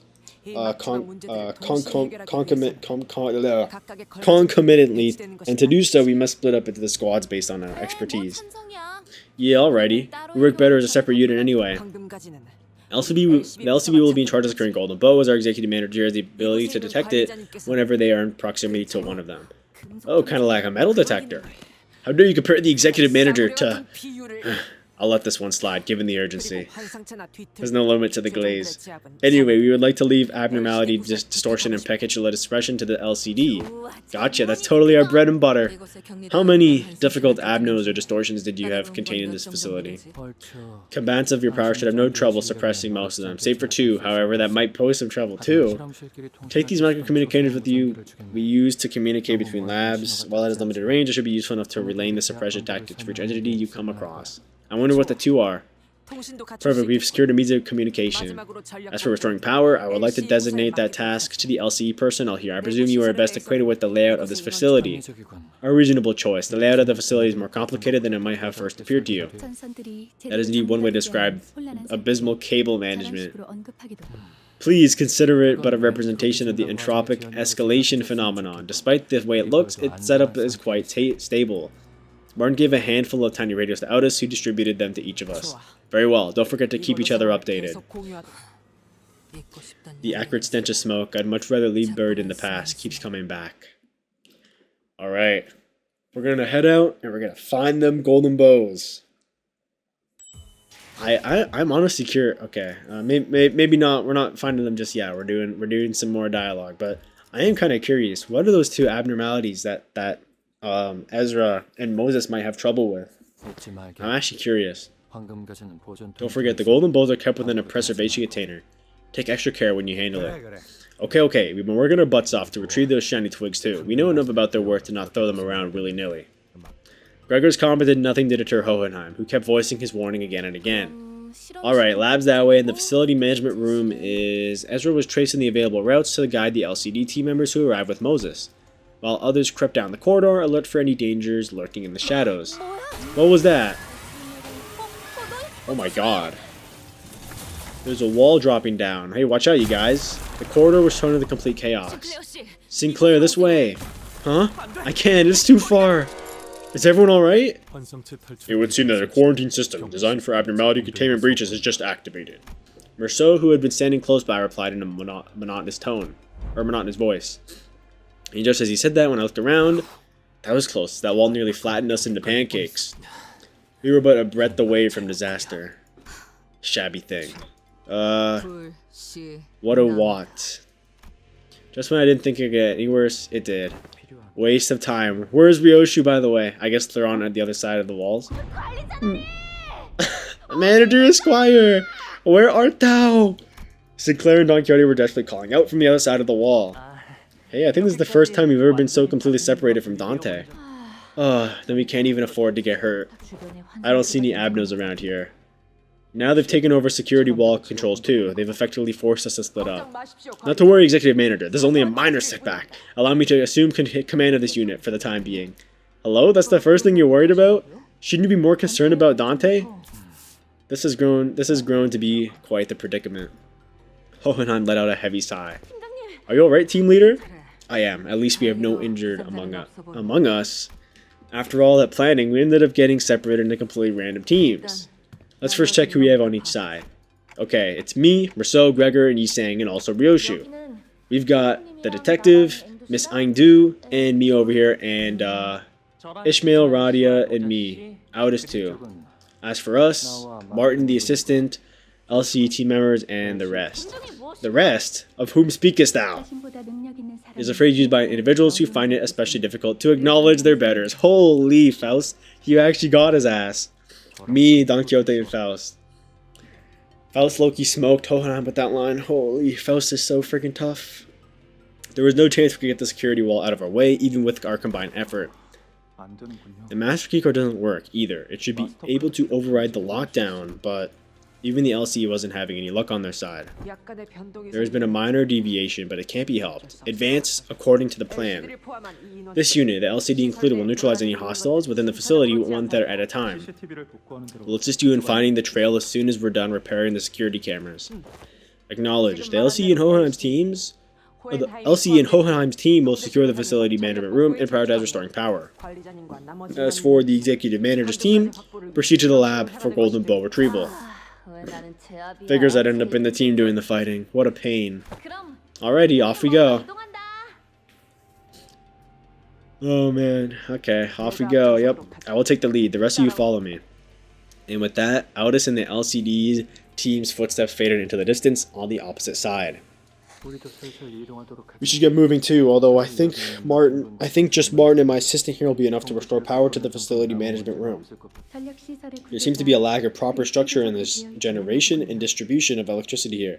It is regrettable that the facility lacks a backup mechanism to handle unforeseen emergencies of this sort. With the breadth of my responsibilities, it is only natural that I would have been too busy to be responsible for the facility design. However, when viewed independently, the structure of the laboratory itself is...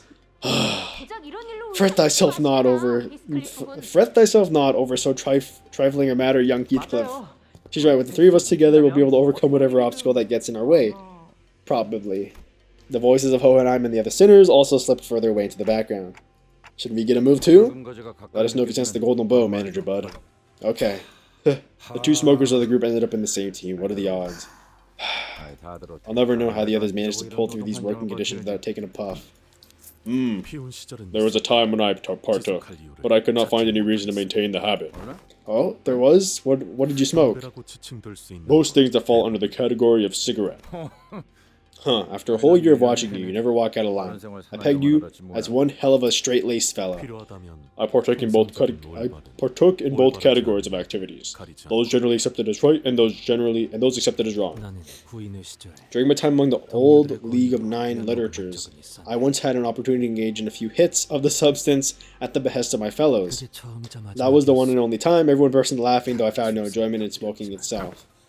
That's always the case for first-timers. Must have been pretty intense. What about you, Miss Ryoshi? When did you first start smoking? Every pair of eyes searched Ryoshi's face, but she didn't bother telling us her story, nor did she reveal any signs of unease or anxiety. What we saw on her face was inexplicable exhilaration and thrill, and as strange as it may seem, a fury chilling to the marrows. Beats me. I've always been surrounded by cigarette smoke ever since I was a brat. Wouldn't have guessed it any other way. It's your turn this time, isn't it? Yeah, so damn obvious that it makes me scoff. How do you feel, Miss Ryoshi? To be faced with the past that stands before you. Simple. It's exciting. All that waiting finally paid off. I noticed you haven't smoked once since the whole thing began, Ryoshi. Right. I'm trying to get used to staying off of it. Meanwhile, back at the transporter truck. Red Gaze never thought you of all people.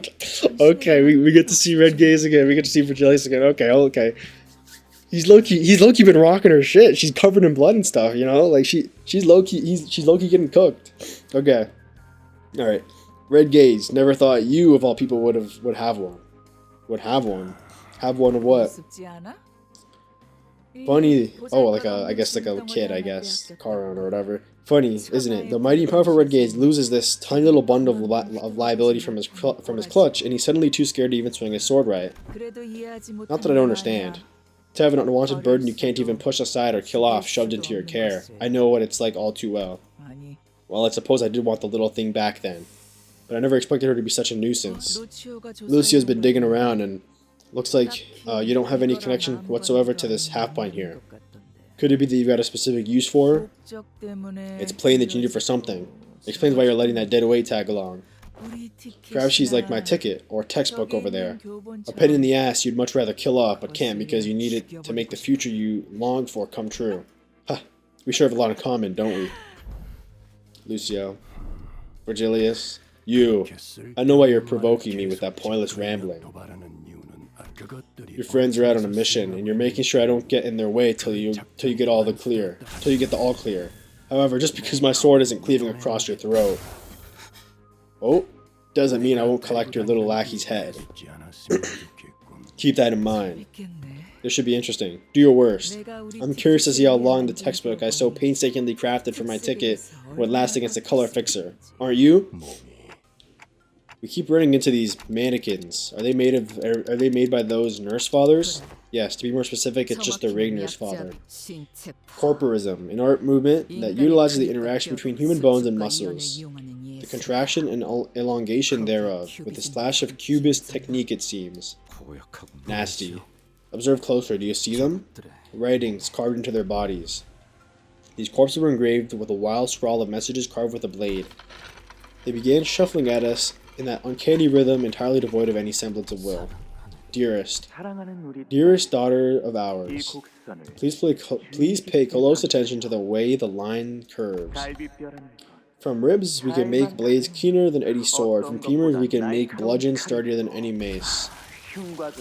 The thoracic cage has taken this prepossessing yet hardy shape of an arch to keep the heart and lungs from harm. Preserve this natural beauty of the human corpus and do not infringe upon its primeval, precise value. That is the reverence with which the act of creation must be handled, just as musicians handle a priceless instrument. Touch it, if you will. Do your fingertips feel the contour of a blade along the grains of musculature, its tendons and sinews? Yoshihide. The bones of the one most desperate for life have become a blade best fit to reap it. Indeed it has, hasn't it? I knew from the fathoms of my heart that you could appreciate the true value of this piece, Yoshihide. The care put into this piece I have so painstakingly birthed into this world is greater than any of that. is greater than that of any other work of mine. The smallest fracture or imbalance can instantly render it useless. Once this piece is complete, dear associate, I would like for you to wield it. I will. Never got to finish that precious piece that I always ramble about, did he? Ryoshi muttered to herself. The elevator up ahead is operational. I can see the light from the elevator beyond the lockdown door. If power is returned to the elevators, it can only mean that Hohenheim has arrived at the facility management room. Ah, then. Once the elevator door opened, LCA agents began pouring into the facility in perfect order. They immediately began hacking and shooting down anything that got in their way. There wasn't the slightest hesitation in their movements, as though drilled into them over countless rehearsals. From the way they never failed to deliver a killing blow to any target that so much as twitched, even when it was already mangled beyond recognition, I could tell they were seasoned veterans with years of combat experience. I began to grow certain that these fighters could brush aside any obstacles we faced with ease. LCA Special Operations Unit, was it? They sure know how to clear a room. Testing, come in. Oi, oi! Give me that! You alright, mate? What the heck? No need to shout into the mic, Heathcliff. We can hear you just fine. Apologies. My assistant's temperament leans on the more impatient side. Senator Aldis's conjecture was correct. After arriving at the facility management room, we have been observing the hallways through the device here. The video feeds quality. It leaves much to be desired, but the LCA has arrived in this sector. Can't confirm that on this end as well. We have a visual on the LCA units past the lockdown shutters. But all I've managed so far is to remove one security wall in your path. It has nothing to do with restoring the internal elevators leading to the other departments. Whichever may be the case, does this mean that the wounded can now be transported to safety? Not quite. While they managed to send the LCA down here via unknown means, the entire facility has to be restored in order to return upstairs. It is in need of relief, however. It seems that the agents have been deployed each sector. They should be able to secure the rest of the survivors, though I've never been one to be interested in the art of killing and battling, particularly those without even a tangential reaction to research. I've heard that they are a rather formidable combat force, even by the standards of the city as a whole. Eyes forward. The lights flickered, and they're all going to be dead or something. Oh. 3 LC agents who were... Oh my god. 3... Oh my god, it's the Black Silence. Oh my god.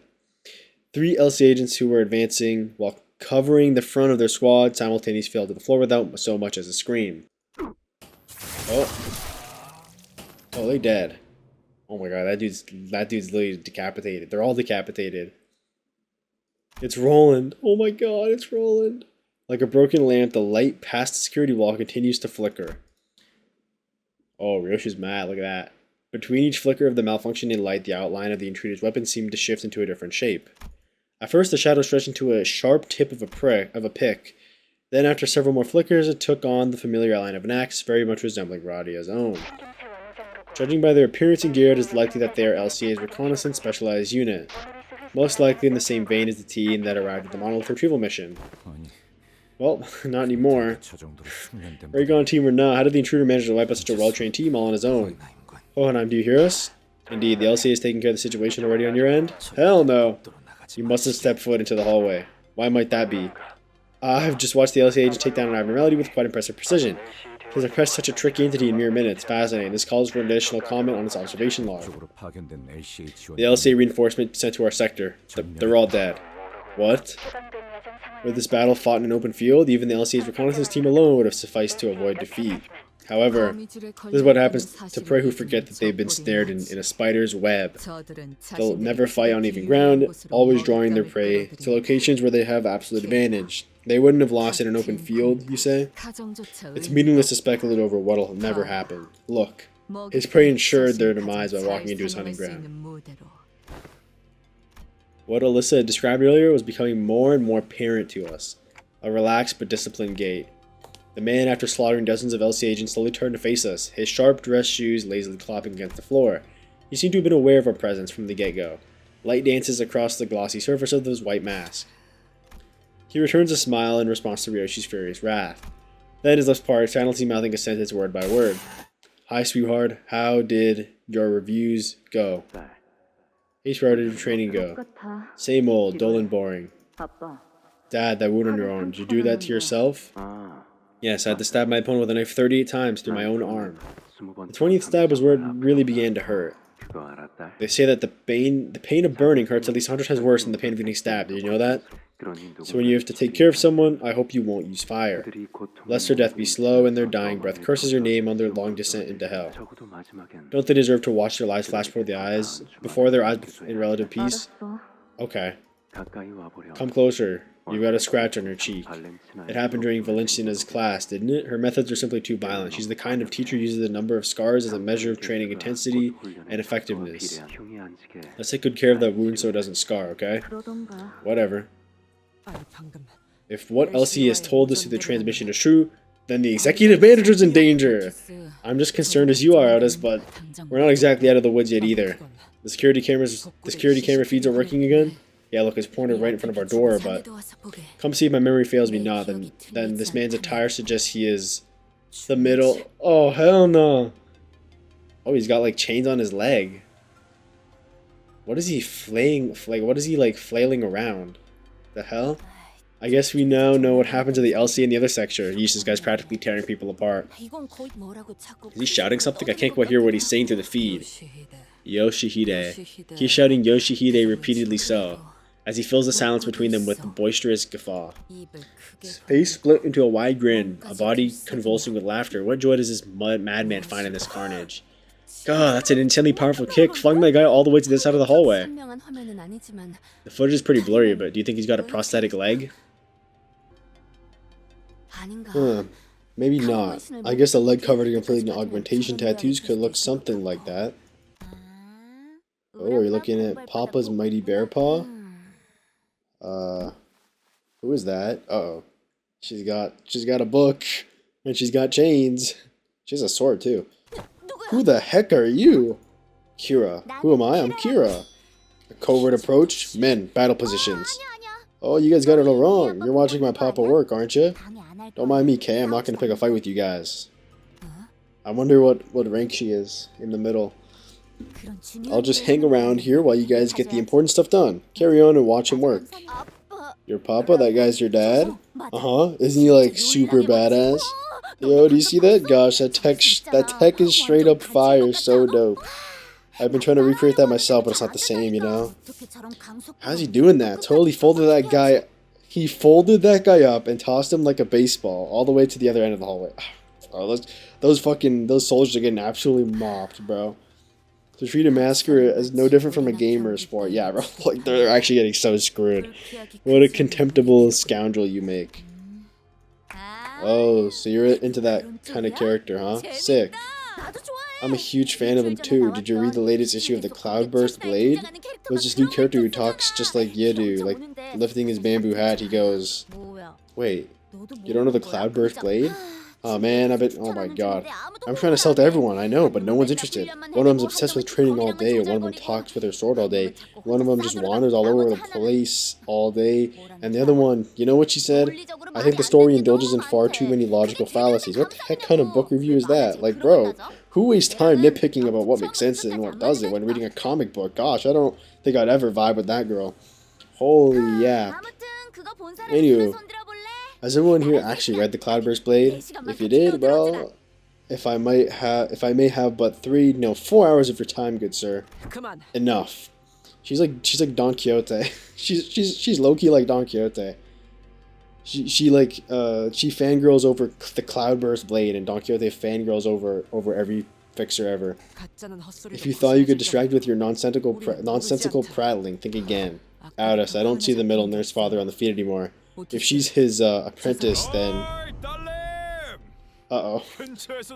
Uh-oh. Hey, kiddo, what are you doing all the way out here? Haven't I tasked you not to wander too far? Drat. Uh-oh. Uh-oh. No, oh, okay, it's okay, well, we're going to Hohenheim to see him, I guess. Oh, no. No more transmission, they've all gone quiet. Hark, young Ishmael, young Otis. Wherefore doth none respond? This is bad. We don't even have the manager with us. We're all in the dark. We must make haste to restore the facility to its operational capacity. The sooner we obtain access to the security wall controls, the sooner we can coordinate with each other. As luck would have it. Oh, what the hell. We should be able to locate one of the lost pieces of circuitry in this room. ... These remains. The ring has made its mark here. Oi, don't force yourself to look so hard at them. No, disgust as an emotion holds very little sway over me.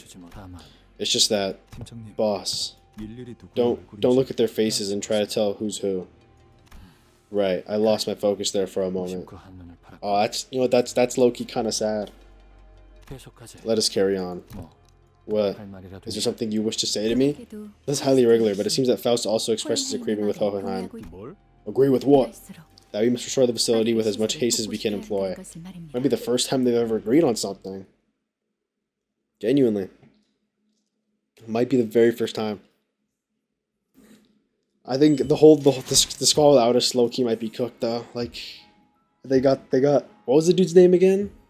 I don't remember, but they got the fucking thumb dude there, bro. Oh no. They're actually so cooked. They're genuinely so cooked. It's not even funny. Leaving behind the perpetrator of the carnage greeting Ryoshi on the other side of the security wall, we had no choice but to make our way toward the lab. Miss Ryoshi, perhaps this question of mine is one you might not wish to grace with an answer, and if it indeed is, do feel free to let it float past. But what is your connection to these so-called nurse fathers? Your relationship with them does not seem to have been brewed in mere bad blood, and in the change in your countenance I sensed a flash of something almost imperceptible. I haven't put all the pieces together just yet, but they were nurse fathers. My fathers who forged the sword that I am. That was low-key a cold line. Looks like we're here. It's the lab. The LCD and LC haven't reached out again since that last transmission. I can only hope that no misfortune befell them. Hey, manager bud, you picking up on anything? I mean, the golden bow. If those people got to it before us... Not yet, I don't think they did. It's still in there. Ah, is that right?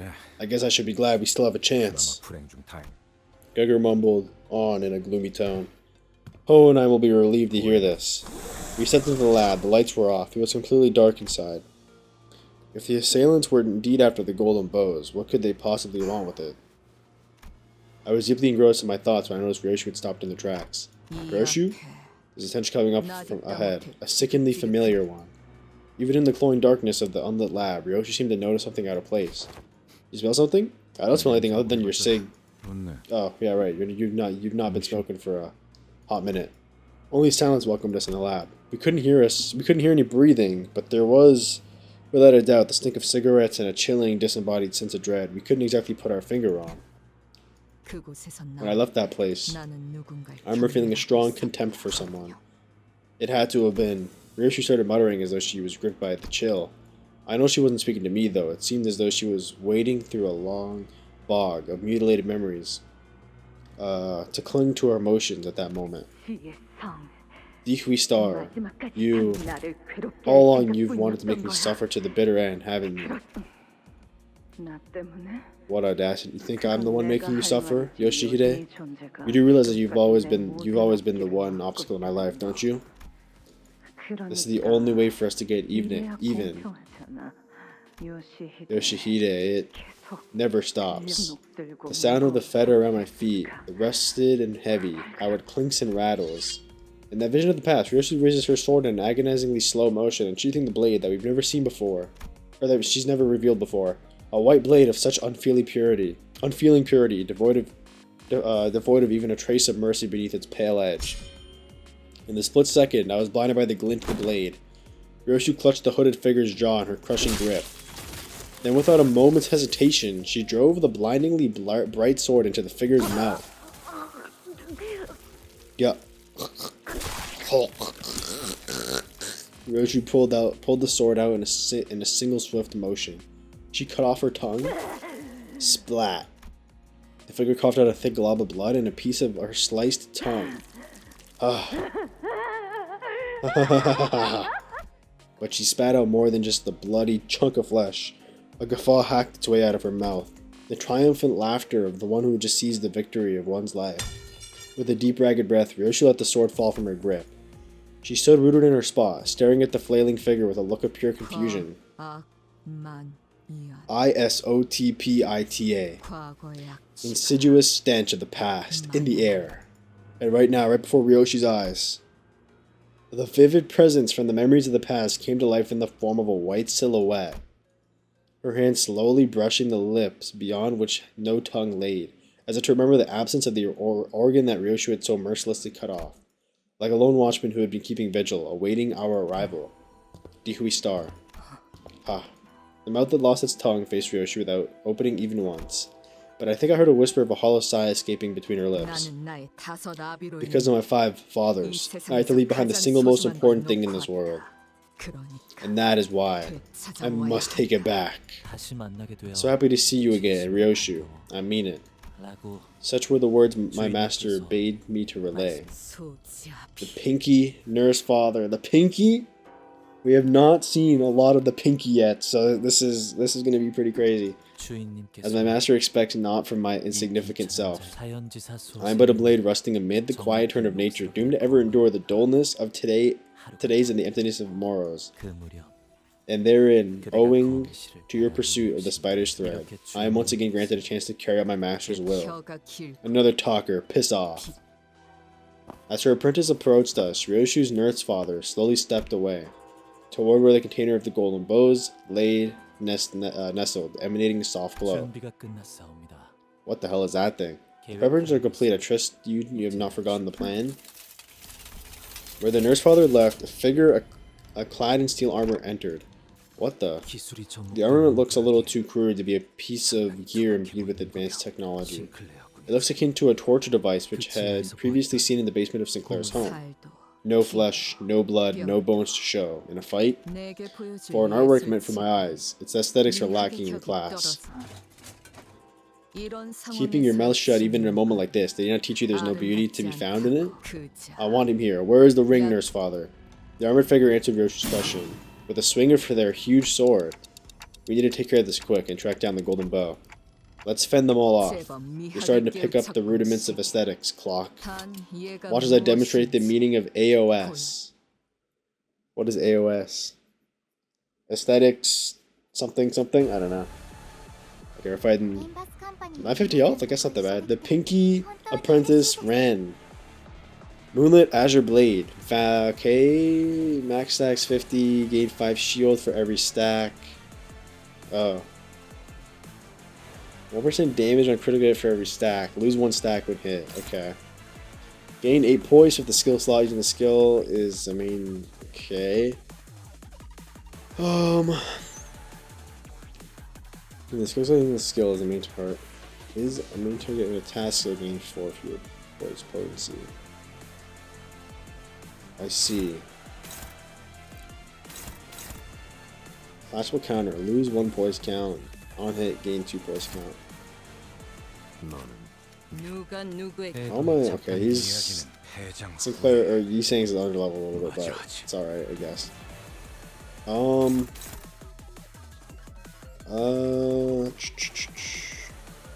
Okay. Yeah. This, I'll do this. I'll do this. I'll do this.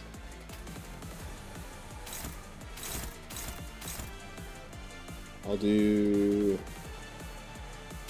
the offset.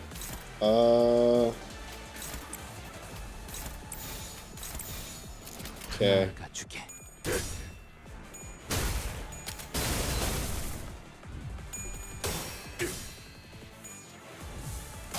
Alright.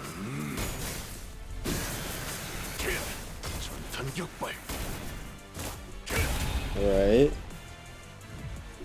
So each time I hit him, he loses one of those stacks. Like his Azure Blade stacks or whatever. He's at 43 now. So he's gonna gain less shield as the fight goes on. Chain Slash. After the deal slash damage. Okay. Okay. This drop below 0. If it was 0, recover to 0. Convert any SP damage taking gloom damage. In a clash against targets that aren't Ryoshu, clash power -2. Take less damage from targets other than Ryoshu. Okay. Okay. Okay, I gotta watch out for his poise potency then, because If he gives himself a bunch of points, if he gives himself a bunch of potency, it's gonna turn back into Moonlit Azure Blade. And we don't want that to happen. Okay. Okay. He's got Fire Fist already, is nice. Oh, he's too slow. I guess we have to do that. I was trying to save it for when I get him up to 7 gaze, and then we can just nuke him, but fortunately not. Alright, I think... Okay. Why is he at -5? Oh, come on. Oh, come on! Oh my days, chill. That's irritating though, I'm not gonna lie. That is really irritating. Oh my god, she just barely won that clash. Oh my, bro! How do I keep losing these clashes, man? Gosh, damn. Please, he's saying, oh my god. And he won. Like, this guy's at 27 SP. Can you flip a fucking tails for once? God damn. I'm getting screwed. That actually pissing me off. The fuck?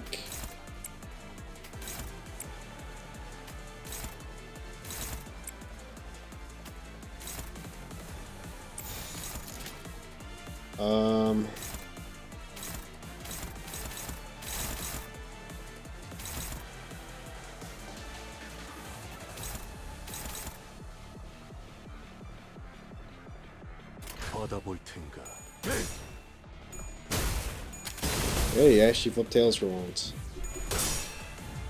Okay, now we're talking. Okay. Oh my god, bro. Oh my god. Yeah, just keep selling the game, I guess, bro. Should keep selling. Keep fucking selling, I guess. Awesome. So irritating. Okay. She didn't get staggered, though. Does she have... Oh, she has a buff.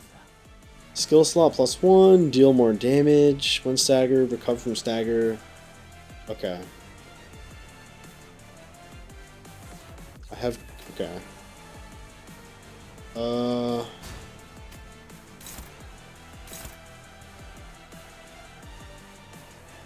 We can do that, because I have Contempted Gaze right now, so we have a shit ton of final power. So we can probably just block that. Fire Fist, he's got that in the bag. Yeah, okay.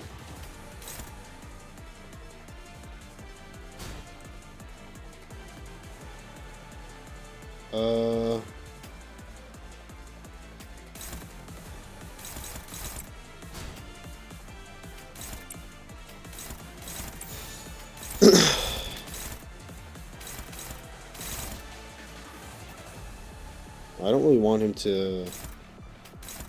I guess we'll do... Oh, I'm not fast enough anyway. Okay, that's fine. Let's go, Gregor! See, that's why Gregor's the GOAT. That's why Gregor's the GOAT. Yeah, that was kind of tough, but... Oh, okay. We win that. We straight. That's why Gregor's the GOAT, though. Low key, that's why Gregor's the GOAT. Okay. Can we... Yeah, we can use that right now, right? We can use that. We can do that. He's got 7.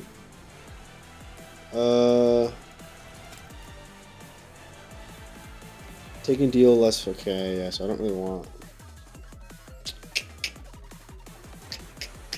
I should do it. Does it consume first?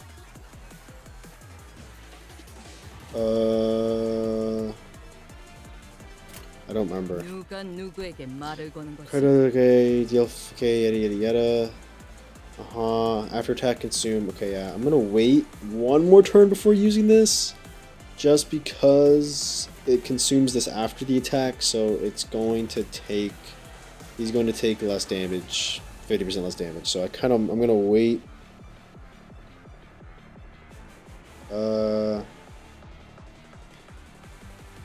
I'm gonna wait until next turn to get, so he gets 7 gaze again. I think. Wait, hold on, let me look at gaze real quick. Yeah, I'm gonna wait for gaze, because then he's gonna take 10% more damage from Ryoshu here. So I'm gonna wait until next turn before using her skill 3 really quickly. So for now, we're just gonna go with the skill 1. What else? I'm gonna do that. I need him to get some SP, so I'm gonna try to clash against his counters because his counters look pretty weak. I can just do that. I don't think it really matters, but whatever. So we have that clashed against. We can get her to clash against that, and then we can just get her to do that as well. Or we can go boom and then offset that.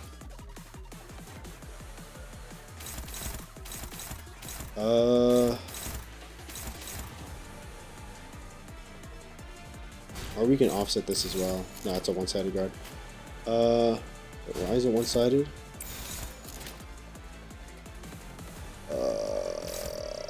Oh yeah. Wait, I don't know. You know what? Let's just do that. Let's do that. I wanna get her SP up, so I'm gonna just clash the counter. I don't really, whatever. Okay. Okay, nice. Okay. Good. Okay, so he's almost at max SP, which is nice.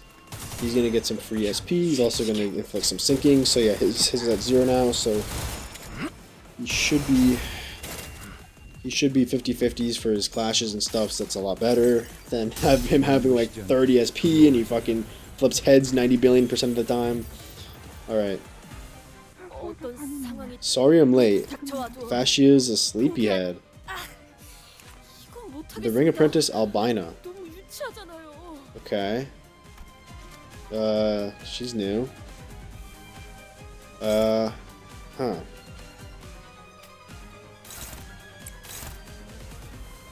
Okay. Let's see. Let's see. Clash, lose, deal 80% damage. Okay, let's just do Fire Fist here. Actually, it's kind of annoying. I'm not gonna lie.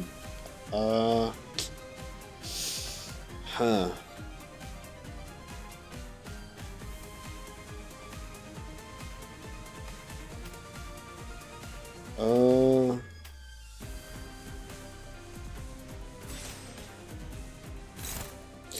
Let's power counter. Let's do that instead. Let's do that. Let's do...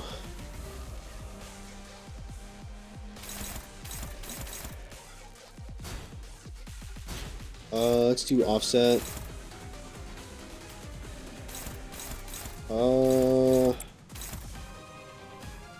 She came in with 30 SP. Let's do that. Let's offset that. Okay, I like this music though. 10 defense level. Oh my god. Turn in, Corpus and Greeting. Okay, Corpus and Greeting expires next turn. Gain 4 base power up. If you know his always powerful attack. Okay. How does she get this? To charge. If you use by gain 1 impact rattled armor. When using repressed flash. Isn't that a combat page from Library of Runa? Or am I tripping balls? Lose 10 final power for every stack. Repressed flash.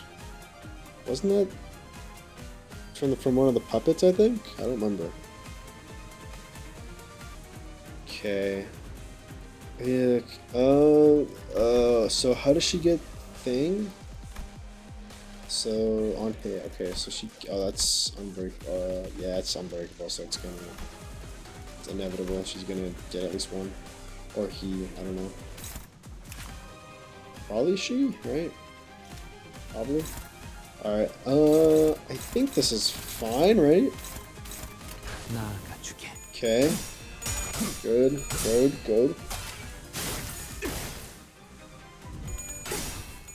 yeah, that's fine. Oh, he's gonna get staggered though. Wait, are the coins able to stagger? I don't know if her coins are able to stagger if she loses the clash. Oh, it's fine. She does like 2 billion or negative 2 billion damage. Alright, here we go. I'm prepared for some major damage. Oh wait, she is this. Okay, I hope she's going to do a lot of damage. I didn't even realize that she had that.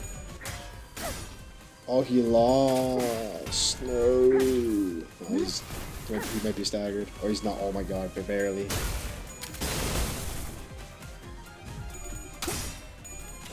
Okay.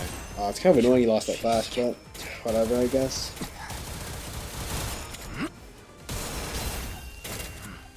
Inflict that dude with a bunch of sinking now. Okay. Yeah, I'm not gonna do that. She's got Gaze of Contempt.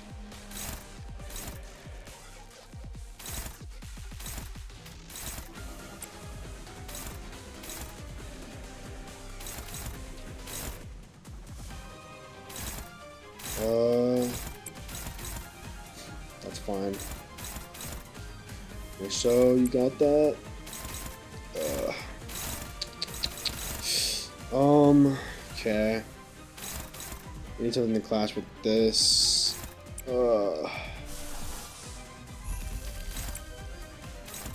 That should be fine. And then we'll just do this and this.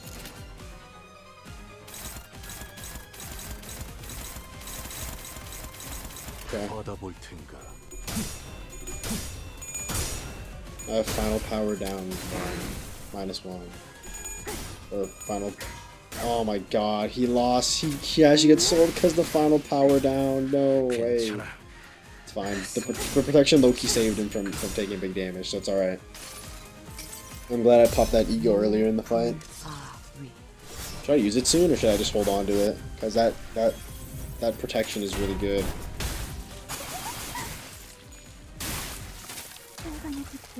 It's definitely not sufficient. Not bad at all. Oh, these blood fesses are sufficient. Interesting. Okay.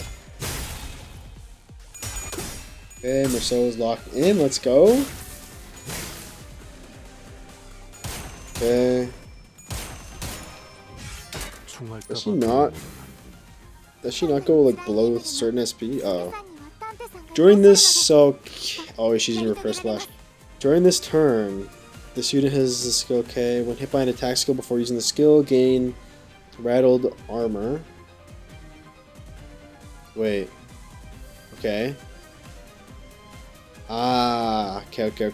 Wait. When? Okay. How fast?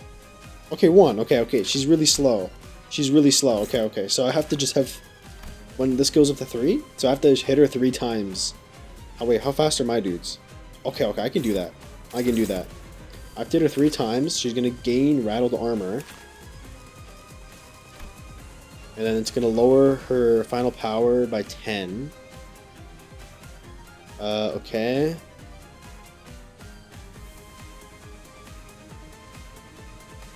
Okay. So I have 2 Tangle Cleavers? Oh, hell yeah.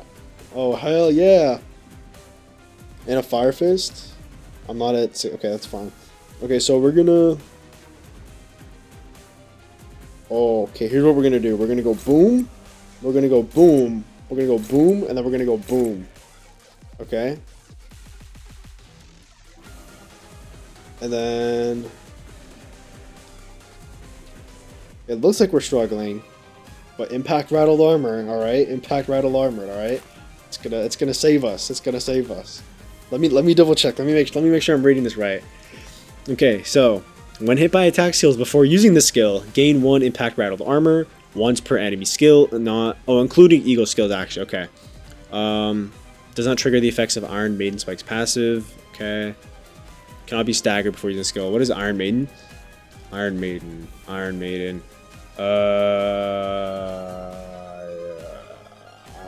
Okay, whatever. And then this, when using Repressed Flesh, which is what she's doing, she loses 10 final power for every stack, so that means she'll lose 30 final power if I hit her 3 times. What level is she? 65, okay. How about you? Also 65, okay. Okay. And now we have to deal with this. How much gaze? She had... Okay. If the target is gaze, the skill inflicts... Okay. So they're actually... This dude does have contempt, so I can actually use this, and it'll use her enhanced... It'll use cascading gaze. So that's good. And then that's struggling, so I don't like that. Neutral. Can we use ego here? Yes, we can. Let's just quickly do. I don't want to risk losing, so let's just use ego here. And then we're going to go for... I don't want to... Actually, I don't want to use this, because it's going to give her content of the gaze. I don't want to use that. I'll just do this, I think. I think that's what I'll do.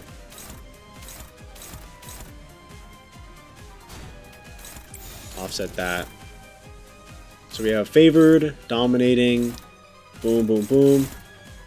What I could do is I could swap because that's dominating. Okay, they're both favored. I'm gonna, yeah, you know what, I'll go back to this because she is higher SP than Yisang, so Yisang might low-key sell if he rolls the tails. And then this should be fine, right? I would assume the skill would go first, right? If it doesn't, then fuck me, I guess. But I think I can still win anyways. But I think I want her to get 3 rattled armor, so she gets staggered. I think, right? Yeah.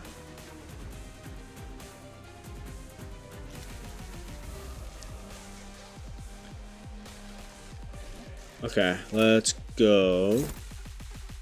Alright, here we go.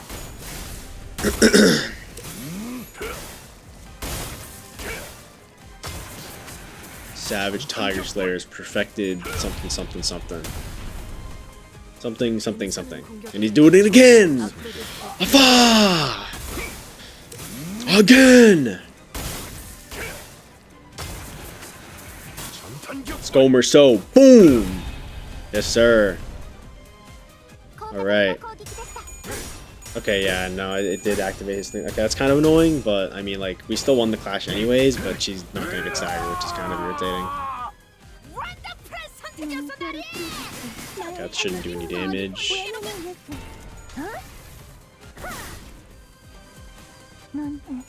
Yeah, now it does that. It would have been good. It would have been good before, but unfortunately did not activate before. I thought it was going to, but it's not. Or it didn't. Okay, he low-key dodged that, but that's fine. Oh, gosh. Damn it, Ryoshi. You had one job. Who died? Gregor died. Oh my god. Ryoshi, you had one fucking... You had 35 SP! You had one job! 35 SP, man!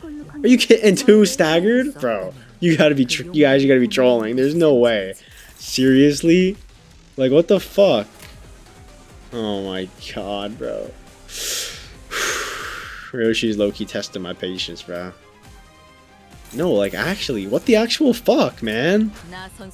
She had one job, and it was to just flip heads. That's all she had to do. At 35 SP, all she had to do was flip heads. No, but of course, I get the 15% chance to flip tails, obviously, because why wouldn't I? Oh my fucking god, bro.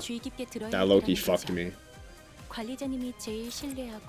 Okay, and then Gregor died too, like, as if things couldn't get any worse. Of course Gregor had to fucking die. Like, fuck off, man.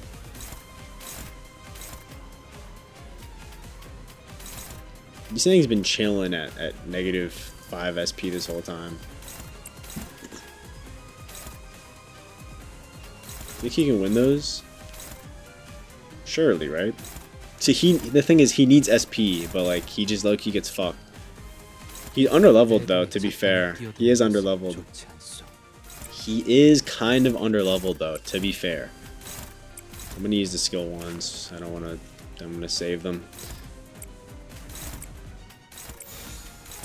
Boom, boom, boom, boom, boom, okay, I guess. He, like, the thing is, he's underleveled though, so that's why he's getting screwed. If he was higher level, he might not be getting screwed as much. Yeah, he's out of ammo now, which is not very good. Oh boy. No touching fast shishies for display only. Multiply the damage from Iron Maiden Spike's passive by 20. It's a defense skill, so I low-key just won't hit her, I guess? Wait, so what does this do? When hit by the last coin of an attacker, activate the following. Deal pierce damage by 20% of the coin's damage, inflict 2 bleed. Okay.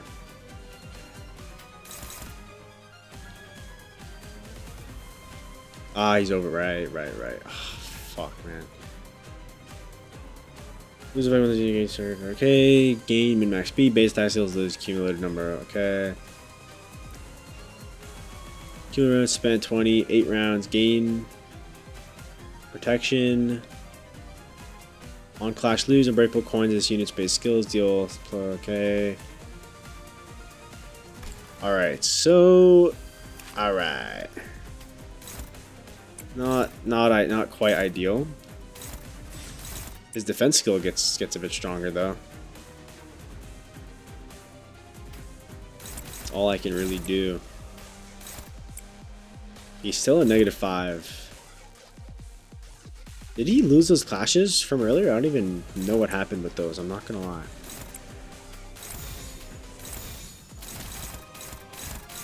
Alright, let's do this. Okay.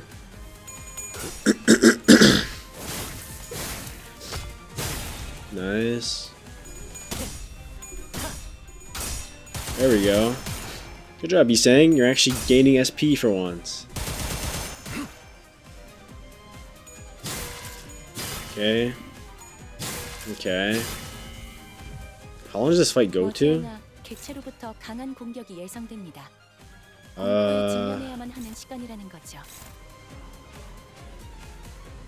Okay. Let me see.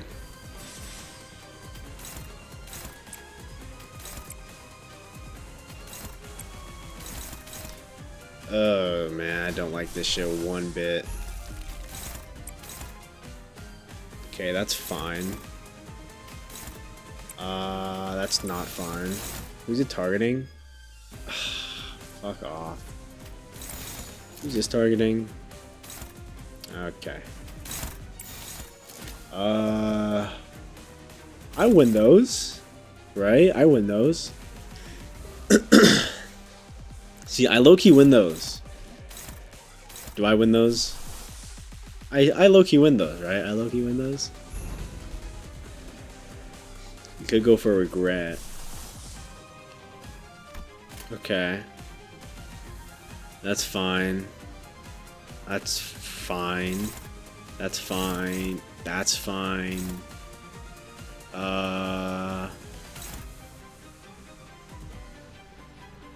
Okay. Okay. Okay. Offset this, I get, or yeah. Yeah. See, easy clash. And we flip tails. Alright, great. Okay. That's fine. Okay, Yisang died. I don't have any egos that can heal, that's the problem. Also, my character's got hella low because Ryoshi sold that one clash, so I low-key got fucked because of that. And she's selling again at 35 SP. Great. She can't die though, I guess? Is she the only one left? No, we're still alive. It might be that same, it doesn't say specifically here, but it might be that one. It might be similar to like Ishmael and Ricardo, where Ryoshi can't die as long as there's another ally alive, so I mean, we might still be okay.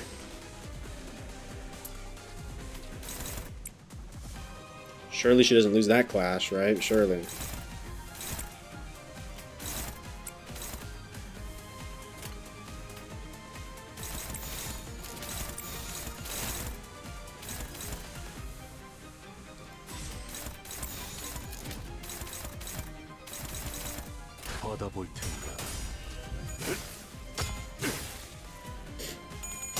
Rousseau's a legend, though.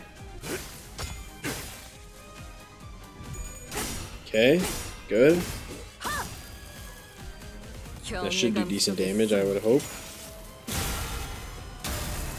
Or not. Oh, she retreated. Oh my god, all that just for... Oh. She's just watching again now. Okay. Interesting.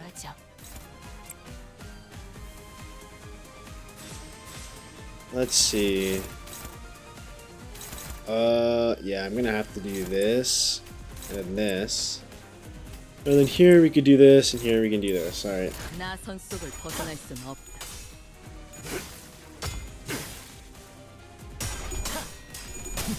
At least they roll pretty high. His defense skills, I mean.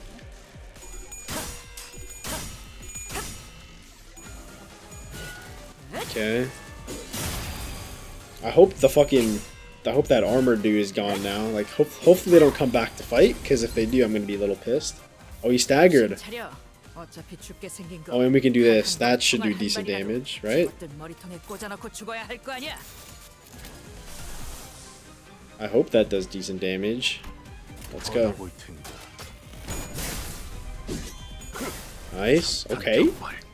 Okay. I see you. I see you, Rousseau. Okay, I see you, Rousseau. Rousseau's locking in. Alright, that should do good damage too, I think. Oh. Is it over? Oh, is this dude really back again, or is it a cutscene? Oh, which is kind of bad.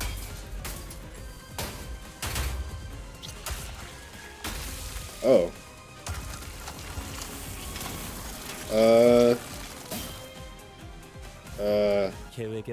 Refrain from any deviations from the plan. Has my humble self neglected to impress upon this matter many times? See, fascia has begun to pulsate. I haven't seen fascia tremble like this, like so in a long while. Why don't you give her some time to chat? This plan involves no outward expression of such selfish desires. The plan that involves only the observation of the warning, reddening flesh while our own heart beats slow. The plan isn't to Fascia's liking, her tendons have tightened. Yet we must learn to remain tranquil before those common beats if we are to adhere to the wills of those who are our masters. I've always been so curious of the Maestro's child, forever lost. Why not let us at least prepare a maquette? Why is he shaking so much? It has become apparent that this glorified executioner does not know her place. Clearly, it is about time her branches are pruned. With that, the man who stood in our way leaped toward the pulsating great sword of flesh and delivered a powerful strike. What? This may be our stroke of fortune. It seems that in the chaos, our presence has slipped their minds. Ah, the golden bow! Feeling a dull pain squeezing through the grooves of my mind, I turned toward the spot from which the sensation surged forth. Ryoshu is mad. I saw Ryoshu standing there, and her eyes burned hatred and fury, a glare that would easily have had me believe that she would unsheath the sword from her back at any minute. At the receiving end of that glare, the Dehui star. The Dehui star. Oh hell no, we're fighting the Dehui star. Was the veiled figure who'd been watching her battle without a word. The Pinky's nurse father simply stood there, meeting Ryoshu's wrathful gaze as she did in the fragmented memories. She withdrew into the shadows, the darkness slowly eating away at her shape. I want to see what happened to the robot lady, bruh. What was his name? I don't remember the dude. Did he seriously just, like, cut her down? Straight up? Have you found the golden bows? We must... No. We were too late. I felt the dull pain in my head lift as I pointed out where the veiled person stood. The golden bows that should have been there were gone. What remained in their place were dozens of cigarette butts, the same kind Ryoshu smoked, piled up like a thick layer of dust. That boss fight could have been so much easier if my sinners weren't losing clashes every 3 seconds at the start. Would have been so much less complicated. Oh, unlocked after 1-8. Okay. Well, I guess that's the end of the story. Alright. The boss fight wasn't that bad. It was low-key just like my sinners were just fucking selling hard. My sinners were low-key just selling hard, but like, other than a little bit of minor setbacks, the boss fight really wasn't that bad. Well, I mean, I like a mini boss. Yeah, I don't think it's like a boss. It's a mini boss, I guess. It's a mini boss, not like a particularly difficult boss. It's just a mini boss. But yeah, that shit definitely could have gone a lot better if my sinners weren't selling. But you know, that is what it is. We beat it. If you guys enjoyed the video, like and subscribe. Thanks for watching, and I'll see you in the next video. Peace.